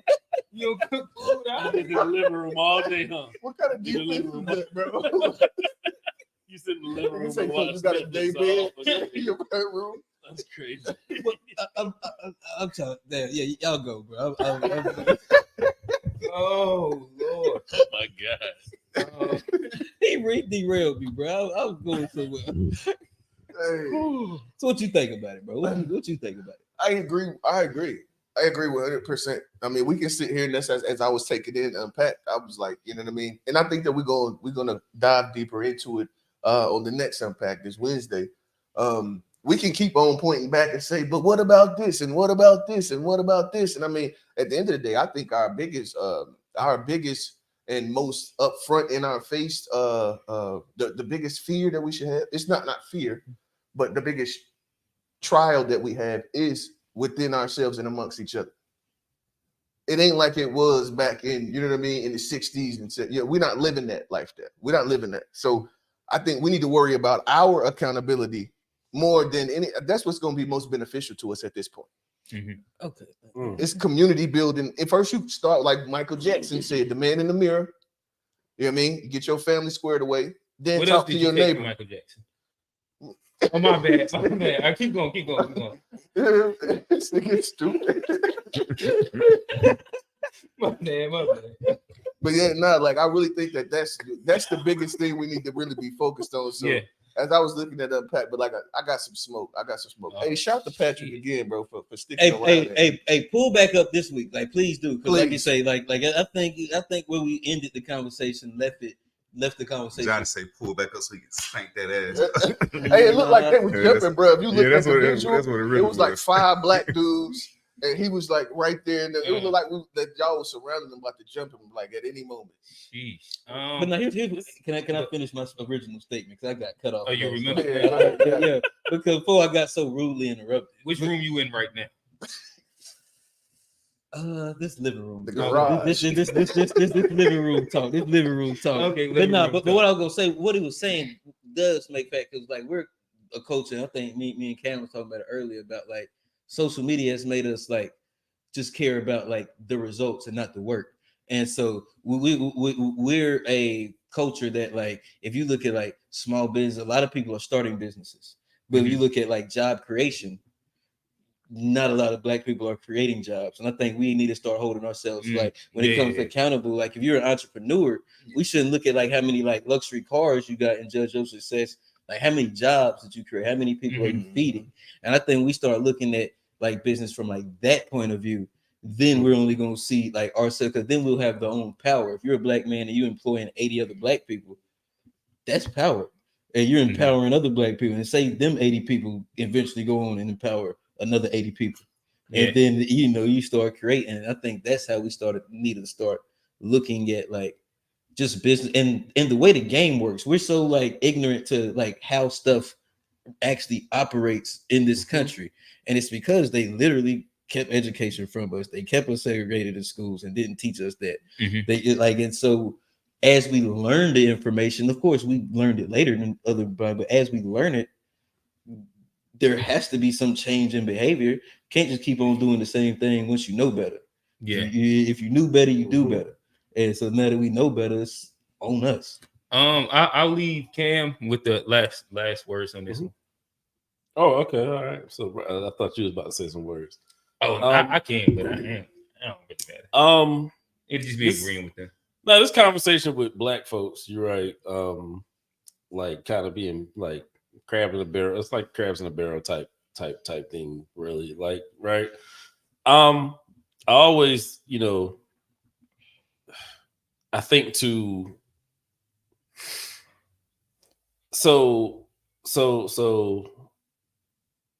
I lost my train of thought because I've been drinking, but like so they always what's the word I'm looking for? Associated. No. Something lower. Well, I guess I'll kind of give a little bit of a second. I really forgot my. I got you. I thought it was interesting. I thought it was true. And I think that right now we are inside the balance of empathy and accountability when it comes down to black people, and that's kind of, I guess, what Real was kind of, jabbing at Johnny for, where like it's an ongoing conversation within the podcast, but it's also kind of like an ongoing theme within our community where these niggas right here. I don't care, bro. But speaking to specifically his thing, what he's talking about really is kind of like the idea of being efficient at capitalism, and how inside today's time with the version of colonialism which the first world lives under, there is a spot where you can be like, damn, they figured that shit out and got it done. As bad as that sounds, because of as bad as it sounds, that came off the back of us. Right. We were the capital at one point. Yeah. But the thing would be, to what he's saying, is that there's an adjustment that probably should be made then. Like, all right, so I understand the game. And this is why, like, I can't be anti-capitalist if I'm living in America, even if I don't necessarily agree, because that's the game that's being played. Right. And what he's pointing out is that, we probably should understand the game and become really good at the game. If you want to change the game, you first got to win the game, truthfully. Yeah, you got to. And that's kind of like, a big piece of the pie. I don't know. That's mine. Look like you got something on your chest, John. I'm gonna say the rest I gotta say for Wednesday, 9:30 p.m. Unpacked. Okay. We gonna, I think we're gonna do the accountability, empathy, discipline, grace. We're gonna break it down, but I think we're gonna widen the context and take it outside of Black people. Okay. And just in societal terms in general. And I think that'll be helpful. So yeah, I invite, it's open calling. So I'd invite anybody, if you're interested in the conversation, to pull up. We're gonna really get into it. But Cam, what you got? I remember what I was gonna say, but just with Black people, because when I say people, I'm usually talking about Black people. But as far as accountability and responsibility, like as far as like for Black folks in general, right? We all know that there's a conditioning that took place or is taking place still that put our people in this position, right? We know that there's a conditioning, and we know that there are people that catch on to things a lot slower than other people catch on to things. Like this is just natural, a reality, right? This is just the natural reality of just life. Like people are gonna catch on to.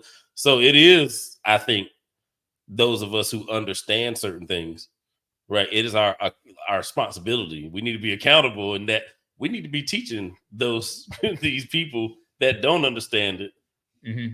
You're right. Like we need to teach them things like you were just talking about writing wills and things like that, right? It's our responsibility, those of us who know certain things, to bring our people up. Like it's that's true accountability right there, as far as like economic and cultural empowerment. Can I piggyback real quick? And that's why it's always hard for me to blame the current generation, because I think the fault always going to end up lying on the people that's supposed to be teaching. Exactly. And that's why I tend to always steer away from like demonizing like the current, because like if they're doing frivolous shit, or if they're bad with their money, why didn't we make sure that we taught them economics? Why do you say the current generation? What exactly do you mean?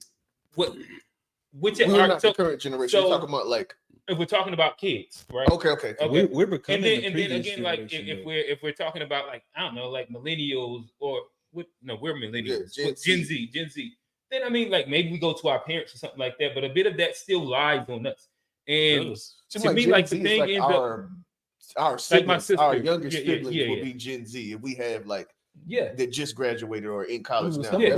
I still got hands on them. So like to me, when there's like the actual accountability, it comes where like I can still impact and I should impact. Exactly. And if it doesn't get done, it's on me. And that's how I look at the thing. Exactly. And like you said, I'm gonna piggyback on it a little further and take it. But like when it comes to teaching, and it comes to like we're accountable to making sure this next generation, and if this next generation doesn't do it, it's our fault. But I think, and I've never been a teacher, my parents were educators. This is just kind of what I learned. I think one of the biggest tools in teaching and one of the most effective ways to teach is through empathy. And I don't think empathy means a lack of accountability, but I think empathy is a way to like kind of connect. He got to another room, didn't he? Yeah, he roped it back into like where he wanted to be at.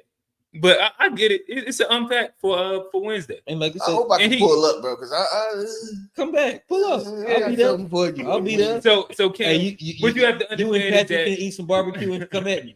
So Cam, what you have to understand is that we have like multiple conversations that go on for like maybe like months, if that makes sense. Yeah. Because like we see each other each Sunday and we kind of build on it. This is one of those things. So like but hey Tone, let's hit the comments before we go to the next one. I like to go into the music sphere.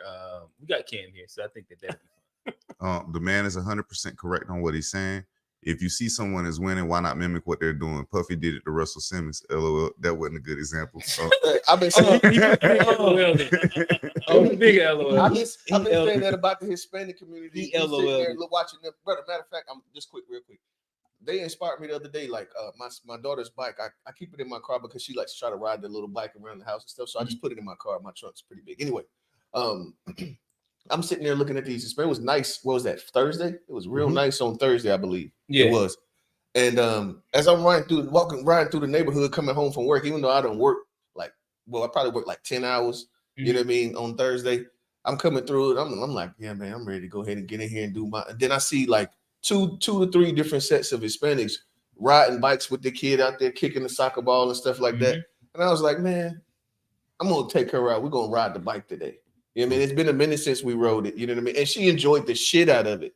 Like the way she hugged me and all this stuff. It was a clear difference. Yeah. You know what I mean? And it was well, yeah, I agree 100%. Hey, before you go, I'm gonna give you like words of advice. This is from me. This is personal experience. When riding a bike, this nigga, I can tell in his face. Be careful going down hills and pushing them front brakes. Oh yeah, because I listen. This is like pandemic. I done about broke both my wrists. I swear to God, that's too. That is too like this on it. You're supposed to know that. I was riding a bike with QJ. No, he was supposed to know that. You gotta gradually press it some so you can slow down. You don't press your front brakes. But if you got to do it, like you know when you go down, sometimes you'll nudge both of them. Brakes, like it was a new bike, so the brakes was too tight. Oh, they was fresh. Yeah. So I just nudged it a little bit, and then I seen myself upside down. Hey, bro, that would have been. And then I was like, God, when I woke up, I didn't. I ain't go to sleep, but when like I got up off the ground, my wrist was like this. It was about 3 weeks. Damn. Had ibuprofen. I remember that night I was had. So you I couldn't open doors. We got a comment. Q, who doesn't know that? Listen, the game is the game. All I'm doing is giving like fun. So listen. So you saying it's the bike's fault for your condition? I think that it's a nuanced conversation. That's what I'm saying. Hey, let's run down these comments. Evening, nephews. What blacks need must be done by us. Yeah. Create your own game. The society will always change the game. Keep raising that ceiling when we are getting close to it, or when we are getting too close. Hey, hold on, real quick. Let's shout out Sabor. She turned up inside them unpacked comments. She was going. Yeah. Oh yeah, I seen it. Yeah, she turned up in there.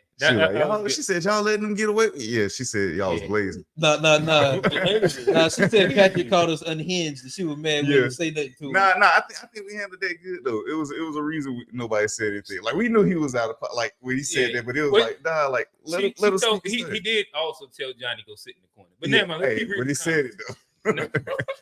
We'll discuss that on Wednesday. Yeah, let's keep going. Each one teach one. We need to learn how to support each other and stop relying on others to help us grow as a people. Facts. Agreed. Okay. Facts. Yeah, already read that. Miss Suggs say, "Hey y'all." Hey Miss Suggs. Hey Miss Suggs. You got to pull up on. Got to pull up. Oh yes. Oh, this emoji. Yeah. All right. So I want to get it. I got two music industry ones, and then I'll tap out. Go to top right. I think that this is interesting. Cam, I'd love to get your opinion on this. I think that if you have a day of the week. So a lot of us always, especially like when we're in, this is a panel full of retired rappers and current rappers. And one retired producer, I think you used to be. Used to make beats, photographer, mixing, just do a little bit of everything. You put the creative on your on like your Instagram. Yeah. That's what you said. Okay. I don't have one specific. One creative, my bad. But I think that I was a fantasy. When you should drop always used to be a conversation. You know what I mean? How often you should drop? Like usually, this is the industry guy. He gives some perspective on it. I'd love to hear. Oh, do you know him? I know he's cool with Wendy Day. Wendy Day is a friend of mine. Yeah. So I know Wendy Day. I'll probably know him at some point. I don't know him he might be on. I think maybe she's on this podcast. She's on it. Oh yeah, she's on this podcast. Okay, I watch this all the time. I watch the cheat code all the time. Oh, is that what it's called? Mm-hmm. Okay, gotcha. Yeah. But Whitney Day definitely they be dropping some gems. I'm not gonna lie. All right. Let's click it and see what we got. If you have a day of the week that you're going to drop your record on, identify that day of the week and then justify it. I will tell you, if it's a Saturday or a Sunday, you've already miscalculated. Those are the two slowest streaming days of the week. If you do not have a catalog of music, you shouldn't be dropping music on Fridays. That's reserved for catalog artists and people that have something worth talking about. Correct. Unless you have a budget to come out the gate swinging, don't drop on Monday, because Monday we're talking about everything that happened over the weekend. Like Usher performing at the Super Bowl, Beyonce dropping 2 new singles and all of that other that gives us Tuesday, Wednesday, and Thursday.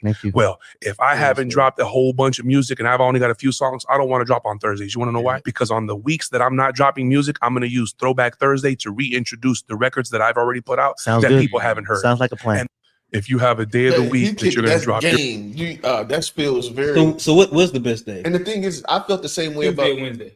That's kind of what he. Oh, I thought he was gonna pick one. Depending on like where you at. Like if you are on, then I thought he was gonna pick one. That makes me think about like even like us shooting on Sundays. Uh-huh. You know what I mean? Like look at during the week, it's literally, to me it seems as though after you get off work during the week, you're looking for something to entertain yourself with. Like on the weekends, you already have something to entertain yourself, or you're looking to find things to entertain your time. When it's not football, Sundays is slow day.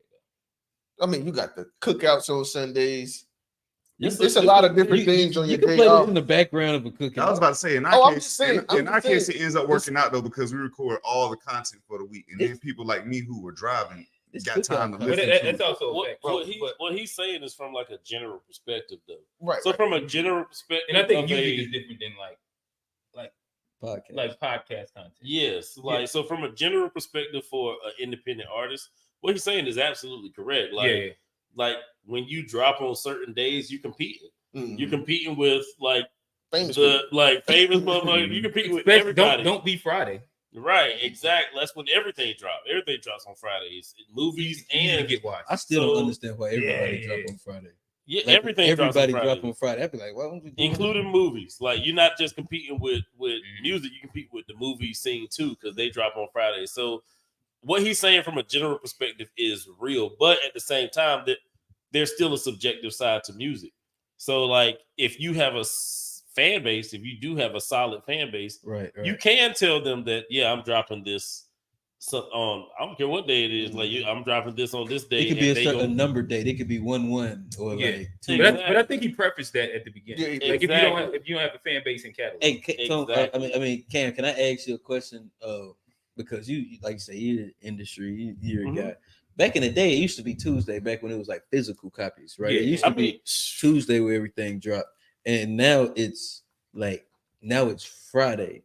Just commented that too. He said, I can actually believe him saying Tuesday and Wednesday, because when cities were hot, when everyone would drop on Tuesdays, they called it Super Tuesday. We just Hey, great minds think alike. Tuesdays, Wednesdays, Thursdays. Yeah, but I think the digital era is what changed that. I remember reading up on what it was, but I can't remember what it was. But my question was going to be, and I guess you just kind of spoke to it. Like, I guess you would advise like people in your classes and stuff to maybe drop on another day outside of Friday because of just getting the views and all of that. Even though it seems like all the major artists drop on Friday, I want to drop on Friday to be a major artist, but it all depends on the artist, because again, there's also fans that don't listen to major artists like that. So like it all depends on the artist to be told down what day is best for you to drop.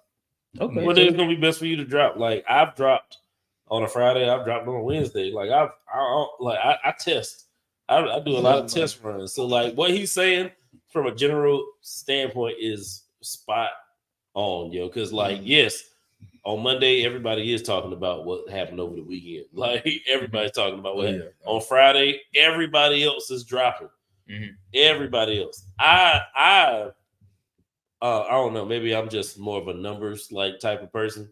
Like I dropped my album on November 11th or something like that. 11. Yeah, I was Yeah, like 11, 22. I was like, oh, that's fire. It's perfect time for me to drop my album. I didn't care what day that fell on. I was like, it's 11, 22. That is perfect. Johnny it definitely looks good on the promo and everything for it. Yeah, right. It looked really good. Always text me. No, I ain't gonna give y'all the game. Oh yeah. Go over these comments real quick. Gotcha. Miss Suggs, she was saying she will in reference to y'all saying, come on to the show. She said she promised. Sabura said she found her Dream State CD and been rocking it for 2 days straight. Hey, that's just OG saying. Quint. That's OG Quint. Is that oh yeah, we already read that one. Is that Quint? That was a transitional Quint. Okay. Then she said, wait, there are 2 Be Fair show tees. Oh, Find time for a commercial, fellas. 2 Be Fair show tees coming soon. I'm about to take my ass out, bro. Yeah, he was about to get up. He already got on the it was already saying Johnny Cakes. Don't do it, bro. Don't break me in this. This is all you. This is all cute. Don't break. I can't leave it. Don't break me into this. Don't break. I ain't got nothing to do with that. No, we already got Johnny Cake tees. Them gonna be Q cakes. Hey, yeah, we can do the but speaking of, we can do the shorts though too. They gonna want the shorts. The summertime coming up. Oh yeah, listen. Gotta keep the thighs. You already had a couple fans. You got his thighs out. Yeah, we call them. I was letting it live. I don't know if y'all know. We call them the hooch he daddies. That's what we call them. Yeah. But Quint said it's 70 degrees outside. I'm bringing my thighs out. I ain't gonna lie, I keep the hoochie daddy shorts over. Yeah, the Cam Him toes. That's me. I'm with that. Cam Him toes is wild, bro. We was sitting there, we was over here having the pod. And it's like, what in the comments was like, why he got his camel toe out? I was like, what the got to. That was a classic. Hey, this is the first time we had him back on since then. I wore him like the whole month of January. Like I literally had him for the whole month of January. It's all right. Hey, either way though, when we doing the close, what's up? We got TBA to be announced. We're gonna get Sabora hers. Like she can get hers ASAP. Hey Tone, go to the Joe Button clip. It'll be maybe about 2 minutes runtime. So go ahead and prepare. Talking about over here. Yeah, but I think this is interesting. Again, music industry conversation. It's talking about music and rap.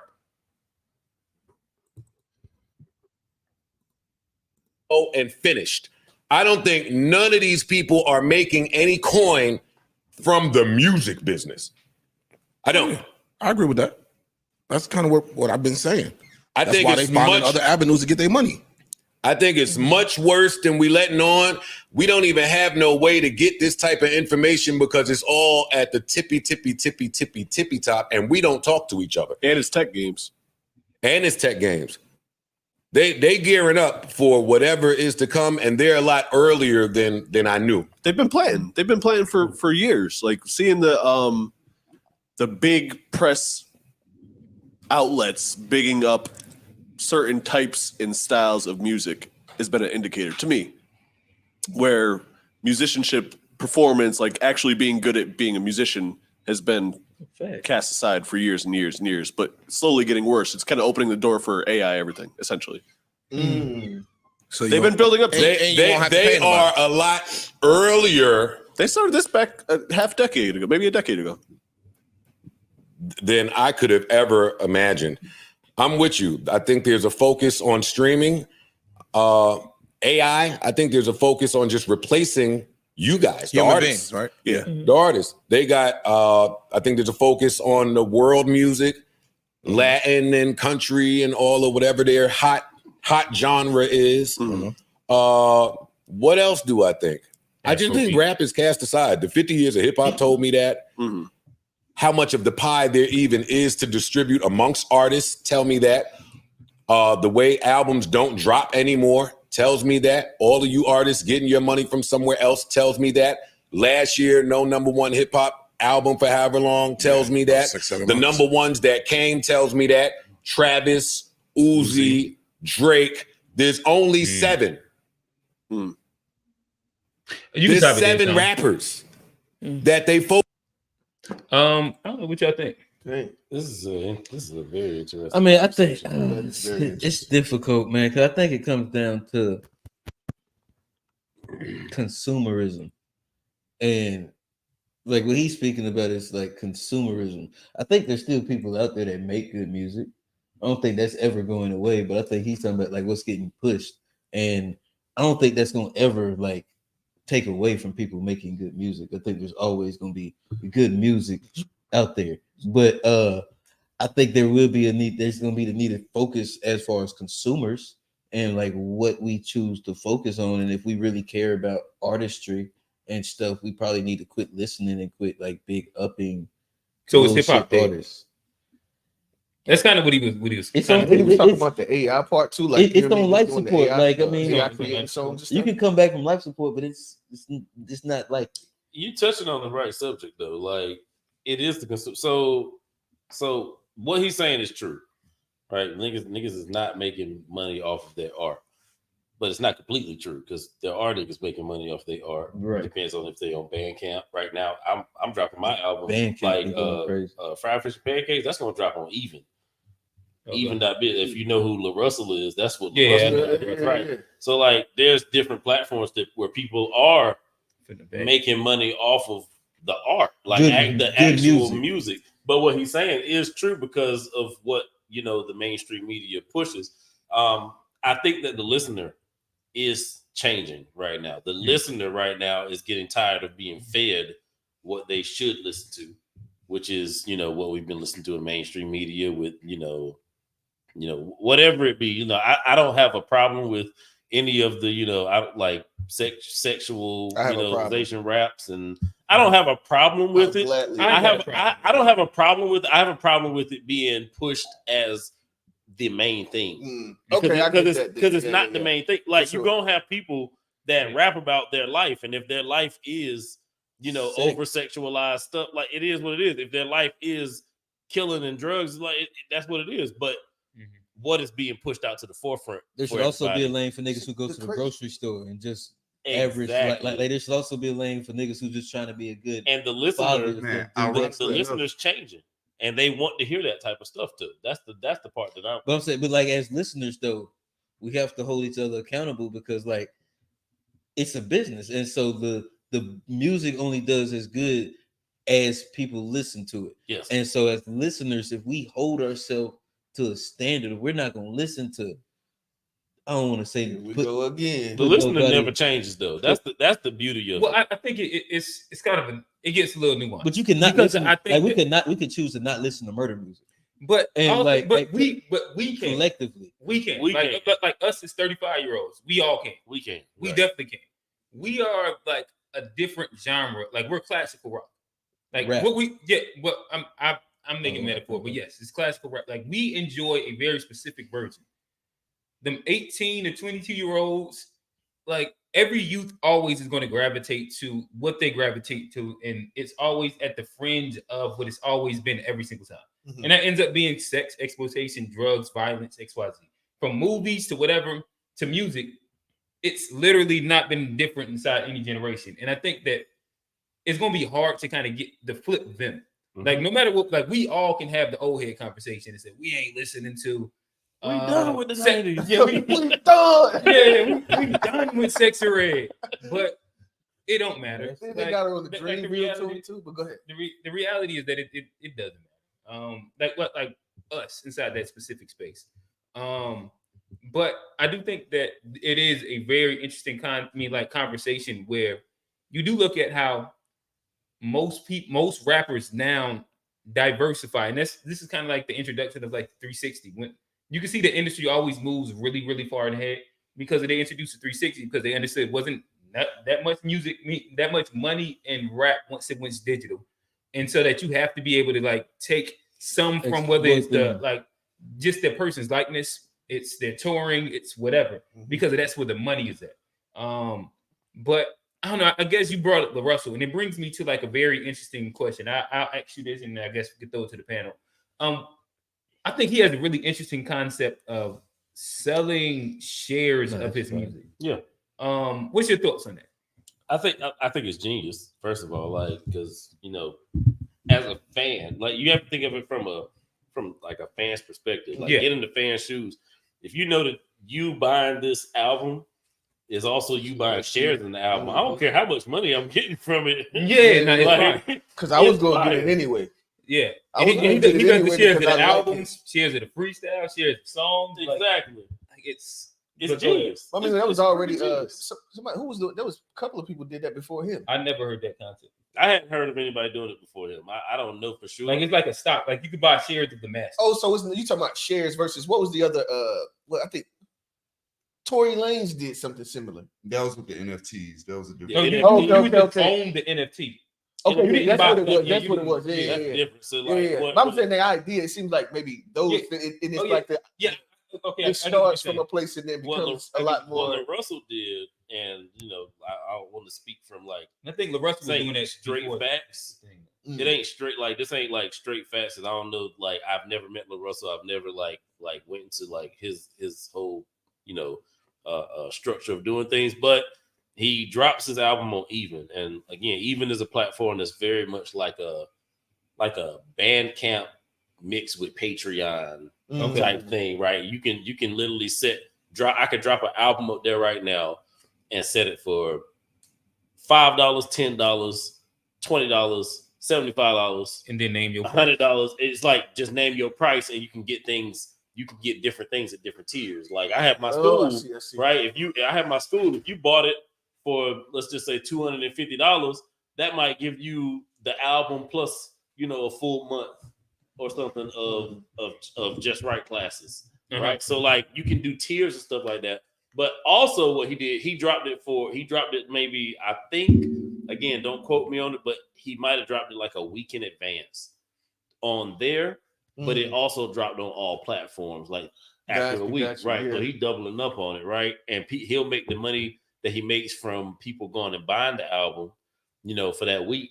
And then he gonna make the streaming money as well, right? Which we know ain't even a whole lot, but you're gonna get both. Like you can you double dip. Like I think there's platforms out there that allow us to that allow artists to kind of beat the system and do stuff a different way.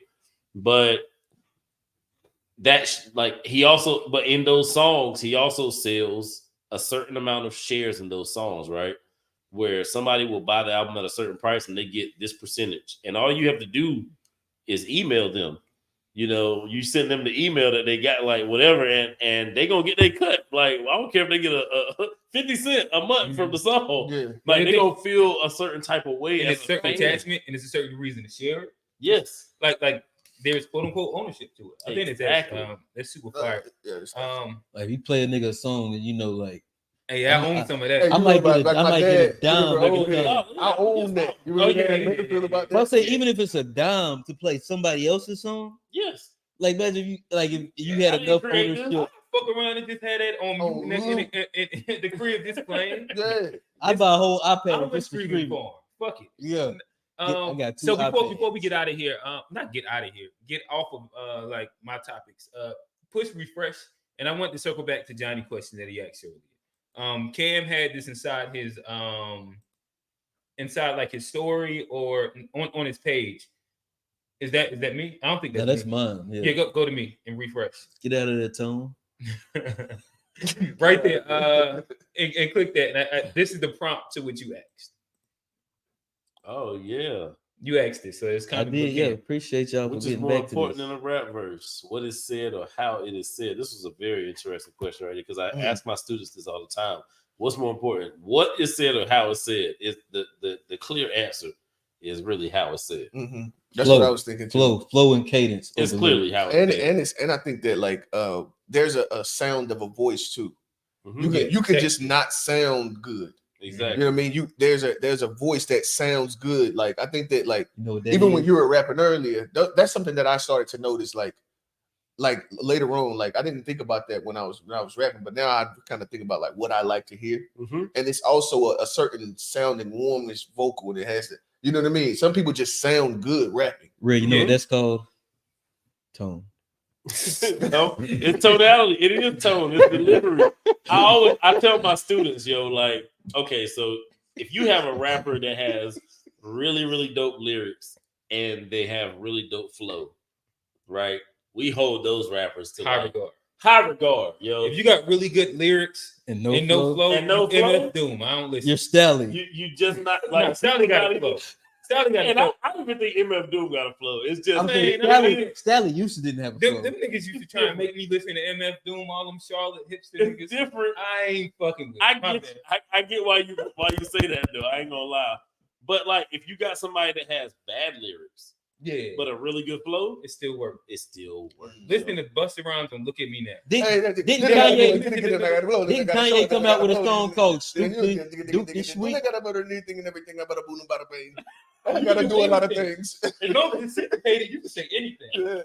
Bada boom, bada boom, bada bing, bada bada boom, bada bing. I gotta do a lot of things. Bada boom, bada bing. Gotta do a lot of things. Hey, Tony, be careful with that mic. That's killing our ears, bro. It's not just the mic; it's some other chords. No, when you moving that, like as you're touching this right now, I can touch this too. It's gonna do the same thing. It's not. It did. It did. In real time. But if you have somebody with, like, just like you said, really, really good lyrics and the flow is bad, it don't work. It just, I don't care what setting it or it. Silk the Shocker made it because his brother was Master P. That's all I'm saying. But the thing, Silk. I was thinking about Mystical. Every time somebody says Silk the Shocker, I think about Mystical. I think about Mystical. I think about him every time. I was really about to listen to like Silk the Shocker used to be doing the June bug on beats. I don't even know what that means. I guess let's hit the comments then. The how. Johnny, whoever you want us to go to. I'm the only one left. When it comes to mainstream music, the music executives only focus on one type of individual from each type of music. Right now, it's ratchetness with the hip hop.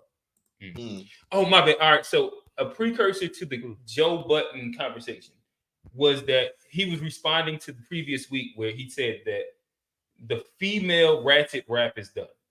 Like the build artist version of that is done. He was like referencing whether it's the Sexy Reds, the Glorilla. Sexy Reds, Cardi B's, Glorilla, all of that. Where like Sukiana, like where if you're in there, you're good. You're kind of grandfathered in, but they're not doing any new versions of that. And he got black, and then he was just saying, I feel like this about the whole industry. And that was the precursor to that. We don't need another. How many Sexy Reds can you have? Like, you could have two. But that's what he was saying. Like, you could have two Jay-Z's. Is it done though?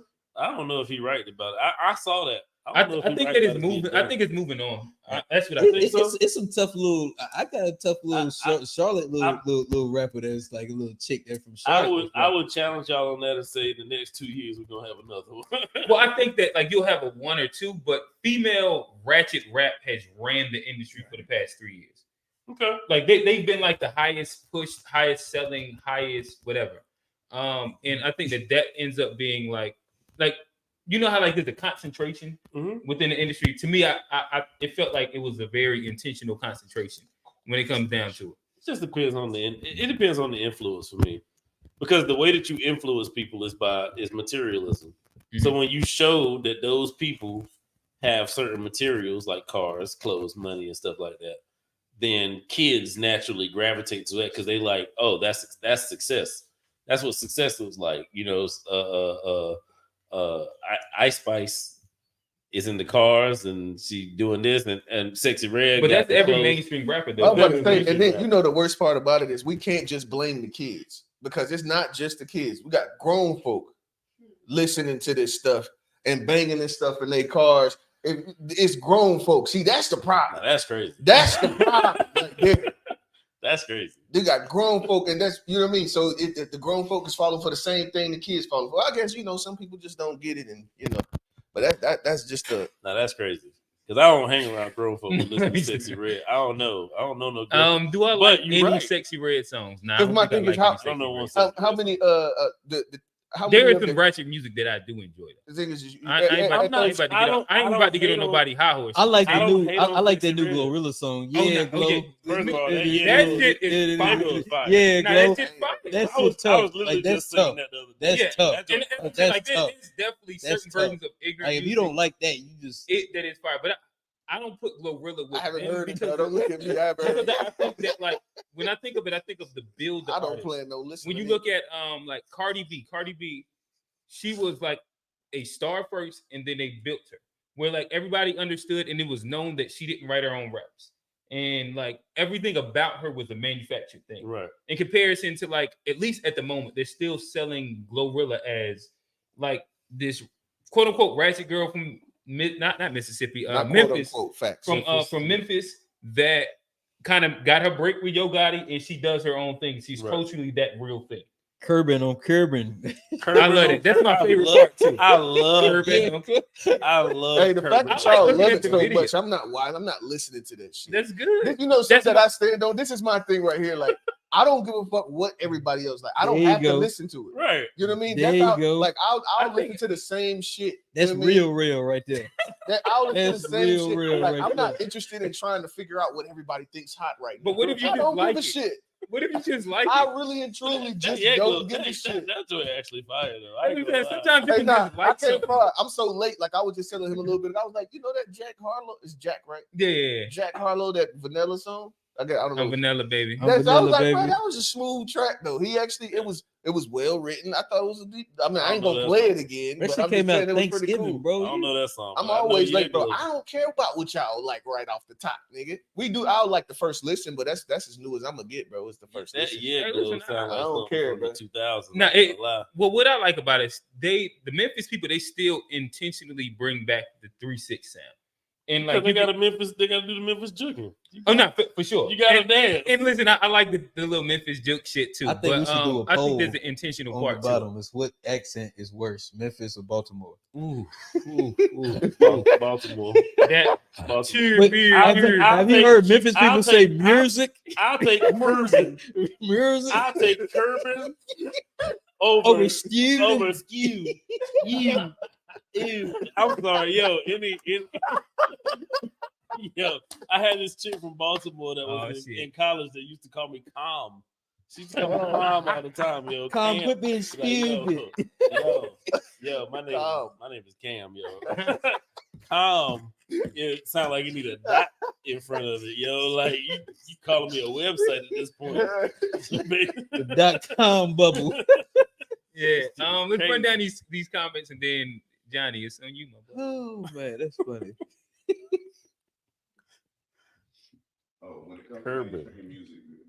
Hey Tone, for this moment, we need you to bring back the. We can't see it. So right now, our engineer is mad that we muted him. But we can't. Hey, hold on, can't see Tone, I can read it. Oh, you can see it.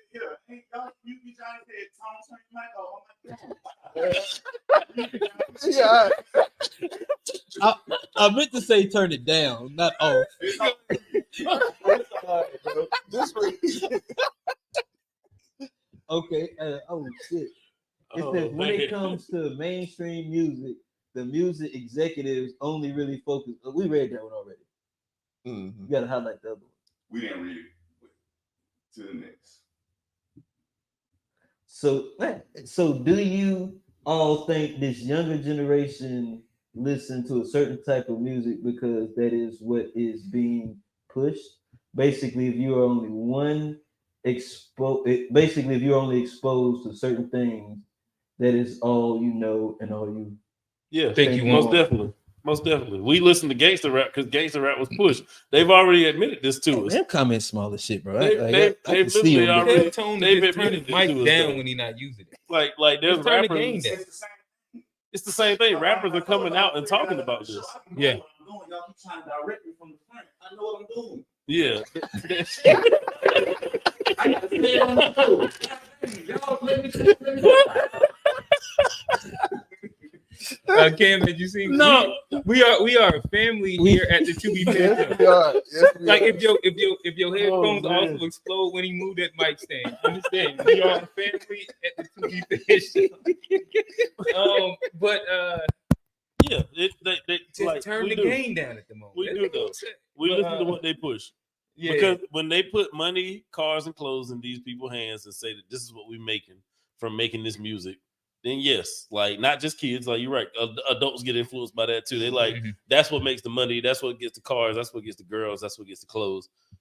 That's what I'm gonna like. Mm-hmm. So yes, like we were influenced by gangster rap, and we see gangster the gangster rappers coming out and saying that they were paid to push a certain thing on us. It ain't no different. Even Future said that about the drugs. He said he don't do drugs like that. I just rapped about it. Yeah, but that's that's a recent, because they were paid that's to not do it. The 90s or the early 2000s. Exactly. That's the nigga that's hot right now saying, yeah, Meek said the same thing. Meek said the same thing. It's been happening for generations now. We can't even say years, generations at this point. I will say this: the internet let us figure it out a lot sooner. Where like before, it would take us like we wouldn't know if your your favorite rapper. Well, to be honest, the only real rappers that ever existed are the drill rappers. That's it.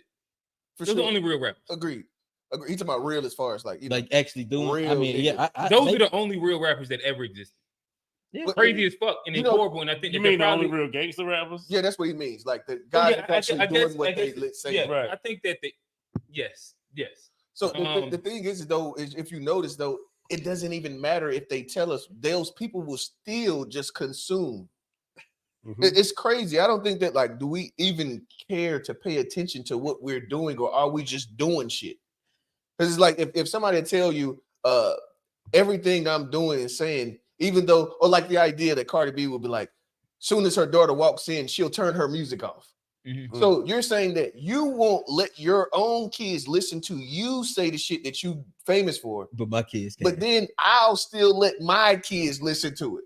But that's nuanced because do you see what I'm saying? Though I still will let my own kids listen to it. You won't let your kids listen to you, but I'll let my kids listen to you. But like to be honest, that's crazy. Like Cardi B's music isn't for kids though. It ain't. No, I get that. And so like that, like if those kids are you listening to it, that's a little bit more on the parent than it is Cardi B. Like she understands that her music isn't like targeted towards her.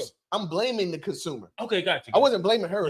You crediting her for letting us know, actually. Yeah. Even that's what I'm saying. Even after they tell us, then I'm not debating. I'm agreeing with you. Okay, yeah, because I'm like even after they tell us, like this is, you know what I mean? They're paying me to do the wrong thing. Like it's a parental advisory thing on it for a reason. And then we still be like, you know what I mean? It's crazy to me. My daughter don't listen to that. No, shout wish, bro. We don't play nothing in my house. A few minutes ago, it's about the consumer. Hey, let's try and make it through the rest of these comments. I would like to say, welcome back, Tone. He's back on the mic. Leave that man alone, boy. Could you please read the rest of the comments?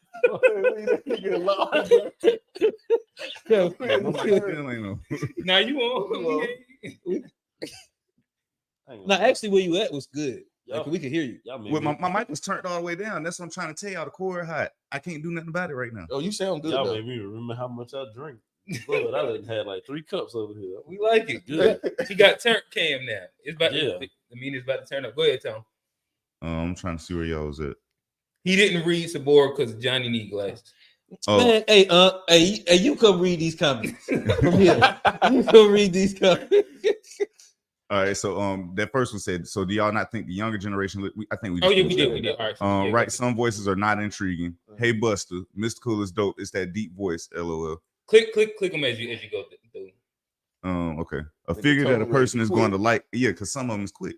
A figure that a person is going to like what they like, but to listen to an artist because others are listening to them, you're just being a follower. Facts. Oh, following ass niggas. Sabur says, sometimes I don't want to like it, laugh my butt off. It's the beats. I listen in private. No, I get that. Sometimes the beat do. And that's what I said. Unc say, Johnny, you need some glasses. No. I'm the only triggered. Don't be triggered. It's all right. We getting through the comments. Hey, I'm the only one that can see it. I can see it. Read it then. Read the next one. The next one says, "Don't judge me, real." Man, he clicked that one. Read the next one. Says, actually, that was the one under the one I just clicked. Like I said, he clicked it. Now here we go. Says, don't judge me, real. What that one say, real? It says Cardi B don't let her kids listen to her music, and Kevin Hart probably don't let his kids.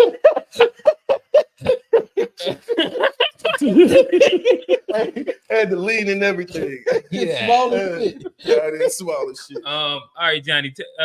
Turn us up with your memes. What you got for us, brother? I ain't got too many, man. I got, matter of fact, it's lighthearted. I got it, and it goes back to last week. Can you click misgendering or misunderstanding? Oh hell. That was perfect. Everybody called me the N-word, but I didn't understand what they were saying, right? I thought everybody was just misgendering me the whole time. My name is Zach, and everybody there call me Monica. Yo, what's up, Monica?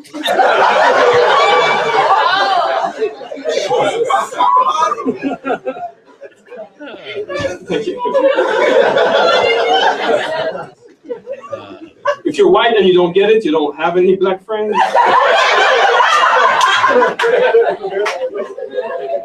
Yeah, I didn't get it. I don't have black friends either.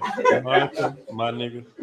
If you're white next to a black person who doesn't get it, you can't explain it. Too funny for it. So it's really weird because I was the only. Yeah, now, and I think that is an example why you have to allow comedians to be comedians, to push the line, because of, I imagine there is probably some pushback on there because of like the idea of how close Monica and my nigga is, and him saying that whole thing. But I thought that was funny. It's funny enough to where I'm not mad. I saw it and laughed, and I was like, okay, you got to pass. Now, if it wasn't funny. And he's not the only person to do it either, like using the Monica versus. Oh, you Monica, heard that? Monica, my nigga, they just did it in a different setup. So, like, yeah, that's maybe that's a cheat code now. I thought it was funny. Yeah, it's good. That's funny. I think so. I like What's that? Oh, it's my phone. It's fine. Let me get I'm gonna keep it lighthearted. You ain't gotta play this. You ain't gotta play this whole one, but like my boy Cam got music school. I think these people need to go to it. Click the top left corner. Oh boy, the most recent was this. Those of you that think that gospel music has gone too far, you think we've got too ratchet with our message. Well, I got news for you. You ain't heard nothing yet. Now you know. Oh, so they glory, supposed to be glory. You better work them hands together. Act like you know up in here. Come on, lift your voice to say, lately I've been going through something that's really got me down. Put your hands together. I need somebody to help me come and turn my life around. You know what they didn't add in the sheet music was Queen. Oh yeah, it's not in there though. Hey Cam, you need to get their sheet music right. They sheet music right. Sheet music can only do so much with the swing. You ain't got no swing yet. Hallelujah. Oh, hey, you can cut it off because it's gonna keep on going. It's gonna keep on going. I thought it was funny. I seen it earlier. I love how she did the Kirk Franklin monologue too. Bro, imagine her trying to imagine her like reading them shits and like memorizing them shits. The thing is, she rapped later in the video. Oh, yeah, she do the whole thing. Yeah, it's struggle bars to get there. I ain't gonna do y'all like that. Do y'all understand? That was none of, what do they call it? The crescendos. None of that was in there. This shit was they just saying words. Oh no, the dynamics is nullified. The only thing they trying to do is make it choppy. And when I think about, that's the only thing they was doing. It makes me want. It's no soul to it. And then I got one more, and then we're gonna get up out of here, and I'm gonna keep it real lighthearted this week. But if you could click my boy in the right corner, this one of young NBA young boys artists. How you doing? This is why rappers ain't. What's his name? I'm doing good. What's your name? Jayla, why are you standing like that? I ain't even showing it to the people. I think she just pitched. How you doing? Instantly. I'm good. How you doing? I'm doing good. What's your name? Jayla, why are you standing like that? Stand up straight. You gotta be louder. Like I do more drugs than me you too. could ever imagine. That's not okay. I know. What you do besides rap? You just rap and do drugs? I make money. That's it. Jeez. How old are you? 21. Oh, okay. How old is you? I'm 22. What's your name again? Jayla. Jayla. Yeah. You ratchet. Do I look ratchet? You act ratchet, like your attitude. Why you act like that? How do I act? You the one that's over here like this. But you, the crazy one. I do drugs, but I'm ratchet. Yeah. 'Cause baby, you ain't my type. You feel me? You're not what I like. How you doing? Bro, that was the most corniest thing. Where do you want to go with this conversation? Go ahead. I just say that gangster street shit done. Like, I mean, like he that wasn't gangster. That was just a drugs. Yeah, that's what that drugs. That's what gangster shit is now. Like they bunch of drug kids. Like they all on pills. They all on fit. Like I would say this. That's what all the gangster niggas niggas always gonna have its own target demographic because of there's always gonna be, you know what I mean, disenfranchised. But that's why that shit ain't cool no more. Like because we 35. Like he's a signed artist. And we 35. It's because we 30. It's some 21-year-olds who find. But the 21-year-olds wasn't fucking with him. That the kids didn't fuck with him. She was one kid didn't fuck with him. Yeah, no, they like if you go watch that whole thing, they was all cooking. It's other ones. It's just the same as all when we right, was that age. And Like, again, to clarify, he seems more like he's drugged up in comparison to like the gangster shit.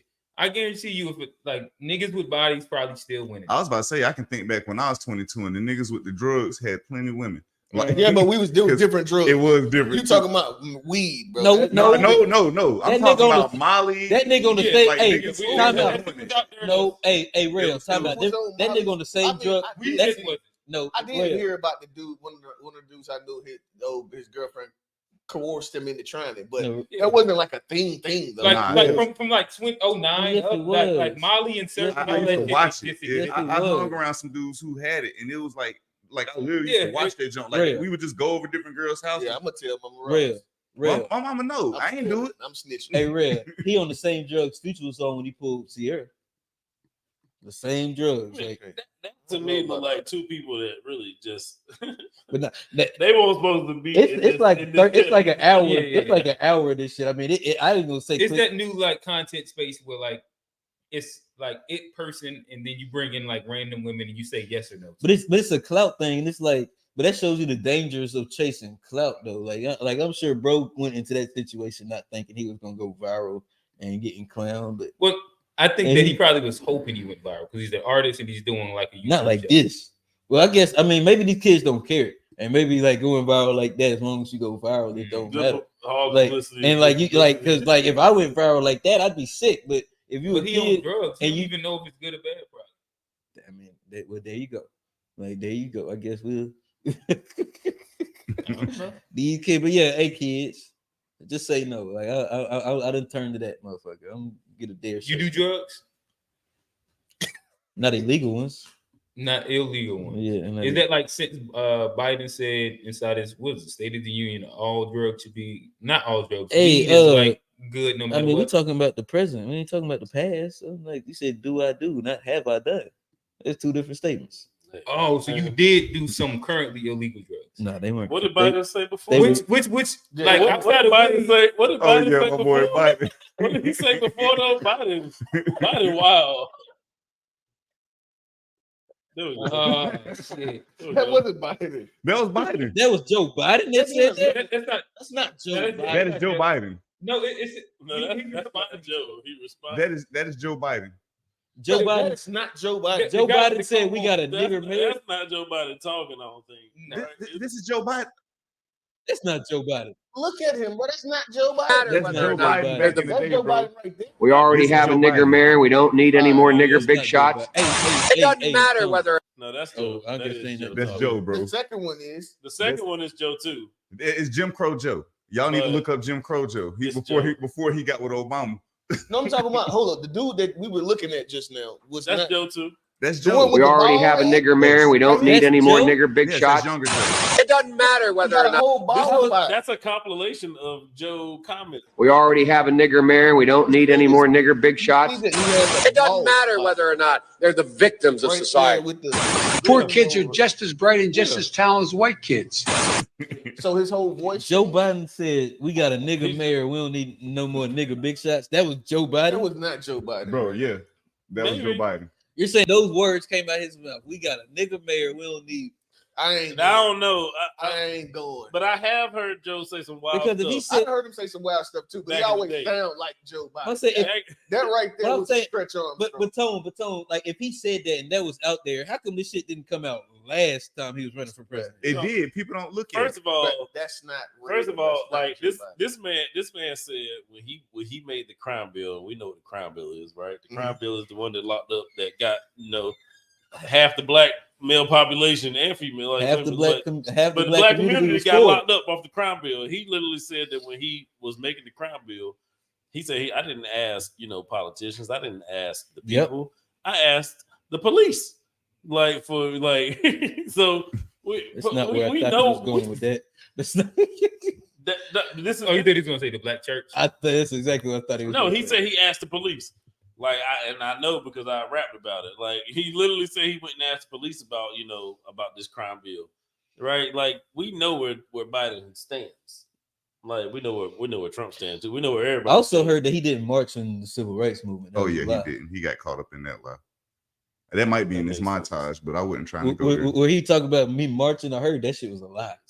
It was bullshit. Yeah, he actually said he didn't. They have a clip where he says he didn't march. It's like when he's younger, and then they show him like in the 2000s lying to the black people saying, "Yeah, I marched in this." We got the clip from the 70s or the 80s. Yeah, I don't really give a damn whether he marched or not. I don't care either. Yeah. Hey Tone, I guess run down the comments. We got a good And amount then here. This was in reference to the stomp clip. You wrong this one. What he said? You know you're going to hell. Y'all know it's the cardinal sin to mess with anyone, or it's the cardinal sin to mess with anyone that's singing gospel music. Nah, bump that. That's that Catholic church stuff. Sorry. Sorry. What in the world? Yeah, this is all referring to the that clip. This is in reference to that guy, the drug guy. That dude is a straight clown. He is an embarrassment to his mother. That clip was foolish. Dang, why you put Johnny out there? Who did that? Put Johnny out there about what? I wish we would have seen that when that came through because I wanted to get a good laugh off of that. I like laughing at Johnny. I was trying to figure out what it is. Don't let them laugh at you. No, last time real tried to laugh at me. He was squinting at a screen. I think Miss Sharon saying this one ain't real. This. I think she's saying the Biden clip wasn't real. It's a deep fake. No. Yeah, no, I think it definitely is a fake. Nah, I've seen this clip in 2019 and 2020. Yeah, just because you've seen it then don't mean it was real. I'm pretty sure. Hey, well, the other comments he's saying they ain't real. We can run down the whole clip. Nah, I'm cool, bro. We can run down the whole clip. I like showing Biden's racism. I bet, but let's save it for another day. What y'all on? That's all the comments. Right? Look at your phone. Oh, she was saying, let's see, what was that in for? Oh, talking about we put Johnny out about if he did drugs.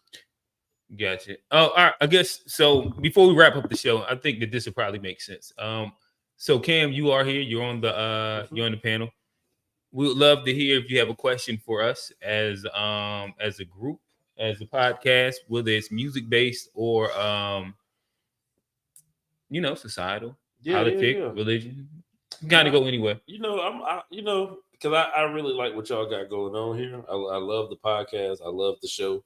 I don't even want to call it a podcast. This is a full blown show. It's to be fair show. Y'all asked me earlier about 5 years. Where y'all see this show in 5 years? Is the question. I mean, personally, I love to. I want to see us on a bigger platform. Like as far as like, I personally would love to do like radio or something, someplace like where we can where it's like syndicated and it's like full time. Right. I mean, I think that'd take a lot of work as far as like we independent now. We kind of do what we want to do. If we do that, it's gonna be a lot more, restrictions and stuff. Yeah. But I think that'll give us, to me, that's something I've always thought would be dope as hell. Yeah.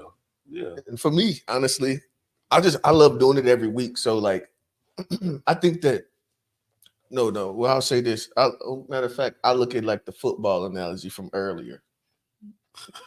It's about first downs. It's about first downs. I'm not worried about the touchdown right now. Oh Lord. I'm worried about catching another first down. Another first down.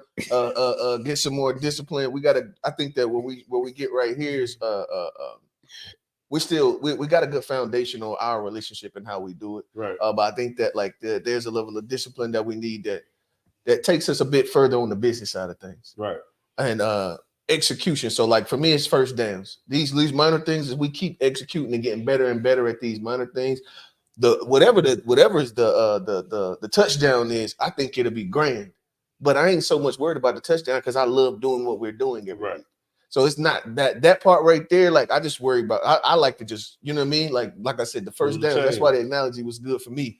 It's like that's the way I think of it. In 5 years, I don't even. You know what I mean? Hopefully there'll be more people watching, but like hopefully like in 5 years, I think that the chemistry will be crazy. Like we should be like, that's what I'm worried about. I think that consistency is what's going to be the thing. And if we can get some of these extra boxes checked on the business side of things, I'm really worried about it. It's going to blow our minds what probably will come to fruition. Right. That's my opinion. Yeah. I guess probably closer to piggybacking with Rail, where to me, what I enjoy about like the podcast and say like Unpacked and like just other like spinoffs of these is that it gives me a space to intentionally have conversations. So like I think when G was here, he asked us a similar question, and I always said that like my end goal hasn't ever been like monetary. It's usually like just being happy at doing what I'm doing. And so like for me, I work from home. So like I don't have like conversations day to day with people outside of like my fiance, she's upstairs. So like she works from home more times than not. So like we can converse a little bit, but like the water cooler conversation, I'm not necessarily always able to have it. So I know that my itch is scratched with like different versions of these conversations. And for me, that's like the most fulfilling part to it is that like, you know, I hope to continue to have these conversations and continue to grow my perspective. Of course, continue to grow the platform. What that looks like is going to be crazy because who knows? Like everybody might be walking around with the little Apple Vision Pro Pluses and like niggas are streaming us while they walking over here. Some shit like that. Who knows? You know what I mean? But crazy. Like on like the base level of it, it's the fact that it will be 5 years deep. Well, in 5 years, that'll put us at like 7 years deep. And like like you'll be able to like walk down the growth of all of us. Also, I guess this will be like another thing that for me the podcast serves as, and I'm interested in 5 years what that'll look like is that I look at all of these episodes and conversations as almost like a documentation for the next generations of like my kids. Like I got a young daughter upstairs. I got a son that's in high school right now, in which to me that would be like super duper important when it comes down to like being able to see exactly exactly what like my like to me, I think it'd be fire if I knew what my grandfather thought. And I seen like his progression over 5 years. If I knew what my grandmother thought and seen their progression over 5 years. And to me, that's a bit of what I see the podcast as. I don't know, Johnny, you got a question for us? No, I was gonna say no. Let's read the comments then. Yeah, I had an opinion, but I was. Oh, you want to say something before you do it? Oh man, bro. Go ahead, but no, I will say like what you said as far as like I do think this is a space and opportunity for like friendship and be able to like. We didn't get into my conversation this week, but like a lot of it had to do with like men like dealing with stress and mental health and how like we need spaces like this the same way, like because it was just like International Women's Day, and you see how like women celebrate each other, and they it's International Women's Month, and then they had International Women's Day, and you see how like they support each other and they rally behind each other, and I feel like men need that same. Let's make May Man Month. May month. We need a man day. Make May Man Month. Let's go. Because what I was thinking. How many M's is that straight? That's a T-shirt. May Man Quadruple month. M's. I don't know. 3 M. But no, I was thinking like that's 4. This month is Women's History Month, and then like last month was Black History Month. But like women have an International like History Day. I was like, what if Black people had a day? Like is Africa, I guess it's Black History Day. Like that should be so far. You could like just you like that more than a month? I think we should have both. Women have both. They have Yeah, my birthday is literally Women's Day. Yeah, they have a. How that make you feel? They have an International History Month. Hey, I learned how to be a man from your mom. Oh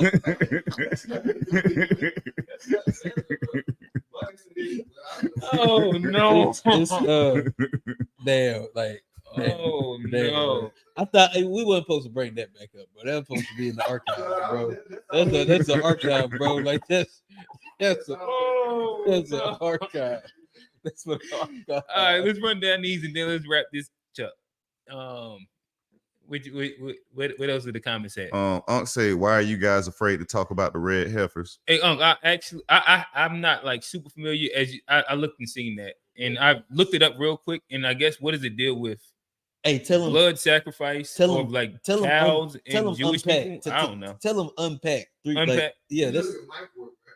It is kind of an unpacked thing, but it has to do with Israel and prophecy. And when and like people basically when it comes time for this red heifer and they enact the temple, it's kind of supposed to be whenever they get ready to sacrifice this red heifer, they're supposed to be putting back up the temple, rebuilding the temple that is this all biblical. It's like stuff. Palestine supposed to be a red heifer or something. No, Israel is going to sacrifice an actual red heifer, like a cow. It's some biblical stuff that go back to the Torah. We'll have to do that. That's why we're afraid to talk about it, Uncle. We don't know. We don't know what we're talking about. That's why we're afraid because. But it's pretty much whenever they sacrifice this red heifer and rebuild the temple, that's kind of supposed to be a sign of the end times. So yeah, I will say to this, it's the start of Ramadan today too. So shout out to him. Shout out to the people fasting. Sabir says, I love the freedom you all have to say what you want. It will change once you're on other people's platform. Yeah. No, at least my mouth won't change. I don't know how to do it. I don't know how to fake it, bro. Hearing all of your different thoughts as black men is wonderful. A little fun is cool, but you all not on here clowning. I like that. Appreciate it. Oh Lord. And then came back, said they're sacrificing the red heifers the 28th of this month. So we'll come back to that, because they're gonna have to go over some stuff. But yeah, I think that'd be a good conversation. Living in our last days actually starts on the 28th of this month. It ain't even just start on 28th. It's other stuff, but it's other stuff that's done came true. But me and Tone gonna be reading the Bible that night, so like I ain't worried. Oh boy.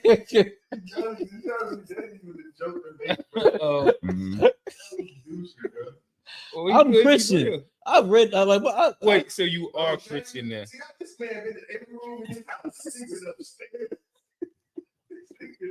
I'm a Christian. Just say that you grew up Christian. Okay, I grew up Christian. I've read them. Like, come on, quote something. I know, but no. Hey, look. We can unpack that one too. Like I say, please follow us. Oh no! Hey, pull up Wednesday. Oh, smoke. Pull up Wednesday. Big smoke. Gay without an iPhone. Oh, that was a whole nother video. You see what he tried to do there? You see what he tried to do there? Hey, look, we can play it. Hey, look, hey, we look, fella. Hey, it was a good show. Hey, Comic Book Cam, we appreciate you for pulling up. It was an honor. Hey, you blessed us with some bars, blessed us with some knowledge. That was hard. Heat rock. He blessed us with some gems, some knowledge. Really, especially when it comes to like the how we marketing this infrastructure when it comes to music. It changed. You got to think about some of the stuff we done talked about this week. So I appreciate you for doing that. I appreciate the invite, man. Oh yeah. No. Any closing words? Make sure that you shout out again. You have your music rapping business. Teaching rapping business. Right. Plug it all. Yeah, plug it all. Plug your Instagram. Let them know where they can find you. Yeah. I mean, look, I'm the professor of rap. Comic Book Counter, professor of rap theory. You can catch me, Just Right School of Bars, where I'm teaching the rap theory class, the content creation class. We got astrology classes and mental health classes as well. Oh shit! You going to the astrology? Yeah, we got to bring you back. We do. I think some of them might have some smoke for you. I don't know. So I don't teach the astrology class. I got a facilitator for that, and she's heavy into it, doing natal charts and all stuff. Right. But yeah, we do astrology at the school as well. And shout out to all the Virgos. And we bring in special guests. I got Shay Noir coming in on the 31st. Okay. On the 31st. So yeah, if you want to level up your rapping, if you're trying to get better as a rapper and better in the industry as an independent artist, Just Right School of Bars is definitely the place for you. So let me ask you this: do you bring in podcasts that will let niggas know they ain't shit? Do I bring in like the podcast people? Yeah, man. Look, man. You know, Like some, I think we could host like a some master like some fair opinions on because some y'all. music. Well, I'm saying y'all. Oh, is that what we'll do? Fair opinions. Fair in which opinions people on who do music. Real, he actually podcasts- don't like shit. I like a lot of shit. Johnny likes some shit. Y'all like understand content creation though, which a lot of artists don't understand content creation. Yeah. So yeah, there's a lot of gems that y'all can give to students from a content creation space, like because the content space. Yeah, facts, we see a lot of people making content. There's a lot more that don't know how to do it. Facts. There's a whole lot more that don't know how to like make their own stuff and build their own brand. Y'all are actually doing it. Y'all have a dope show. Like I done had 3 cups of fun.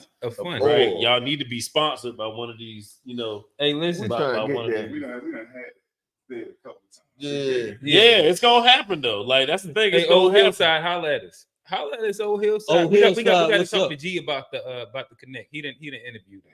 Old Hillside, holla at us. Yeah. Oh, that's the Old fact Hillside, too. yeah. It's gonna happen. It's gonna happen. Hey, random. I saw a stud walking down the street in the hood today, and she had a dildo. A You could duck see her tone. print. You could see her print while she was walking down the street, and I thought that was freaking hilarious. Kim, how do you feel about that? Oh boy, how do I feel about that? Hey, can't like don't you Hey, I just said it happened. Hey. What did back? What did Big Boy say on Big Boy say The lies. on I ain't even. I ain't the gonna whole world? justify One mic. What did Big Boy say on the whole world? Whatever floats your boat or finds your lost remote. Yeah. Whatever floats your boat or finds your lost remote. If that's what finds your lost remote, by all means, go find that lost remote. hey, well, look, hey, I'm Johnny, how do you feel about Peggy? Shut up, man. Like, shut up, man. Shut up, man. Look. Like I say, man. I'm gonna land this plane for a don't come off because like for it be a Boeing flight. But hey, follow us at D2B Fair Show. We on Instagram, we on Facebook, TikTok, and Threads. If you're watching, we appreciate you. Hit the like button, comment below, show us some love, hit the notification button. Mm-hmm.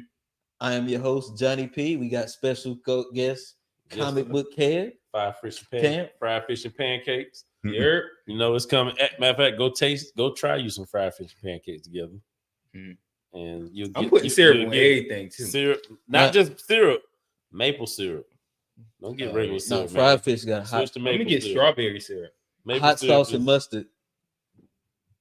Mustard is crazy for fish, bro. I ain't gonna lie. But I would try it because you said it. Hot sauce and mustard. Hot sauce, I get mustard. People do on a plain white piece of bread. Plain white bread. It gotta be plain white bread. It's wild, yo. I tried because that mustard bro. Mustard on it's so I don't even like mustard on nothing else. All right, so what closing these ass or what? Yeah. Pause. I am your host, Johnny P. Oh, here, real. It's Q. And we out.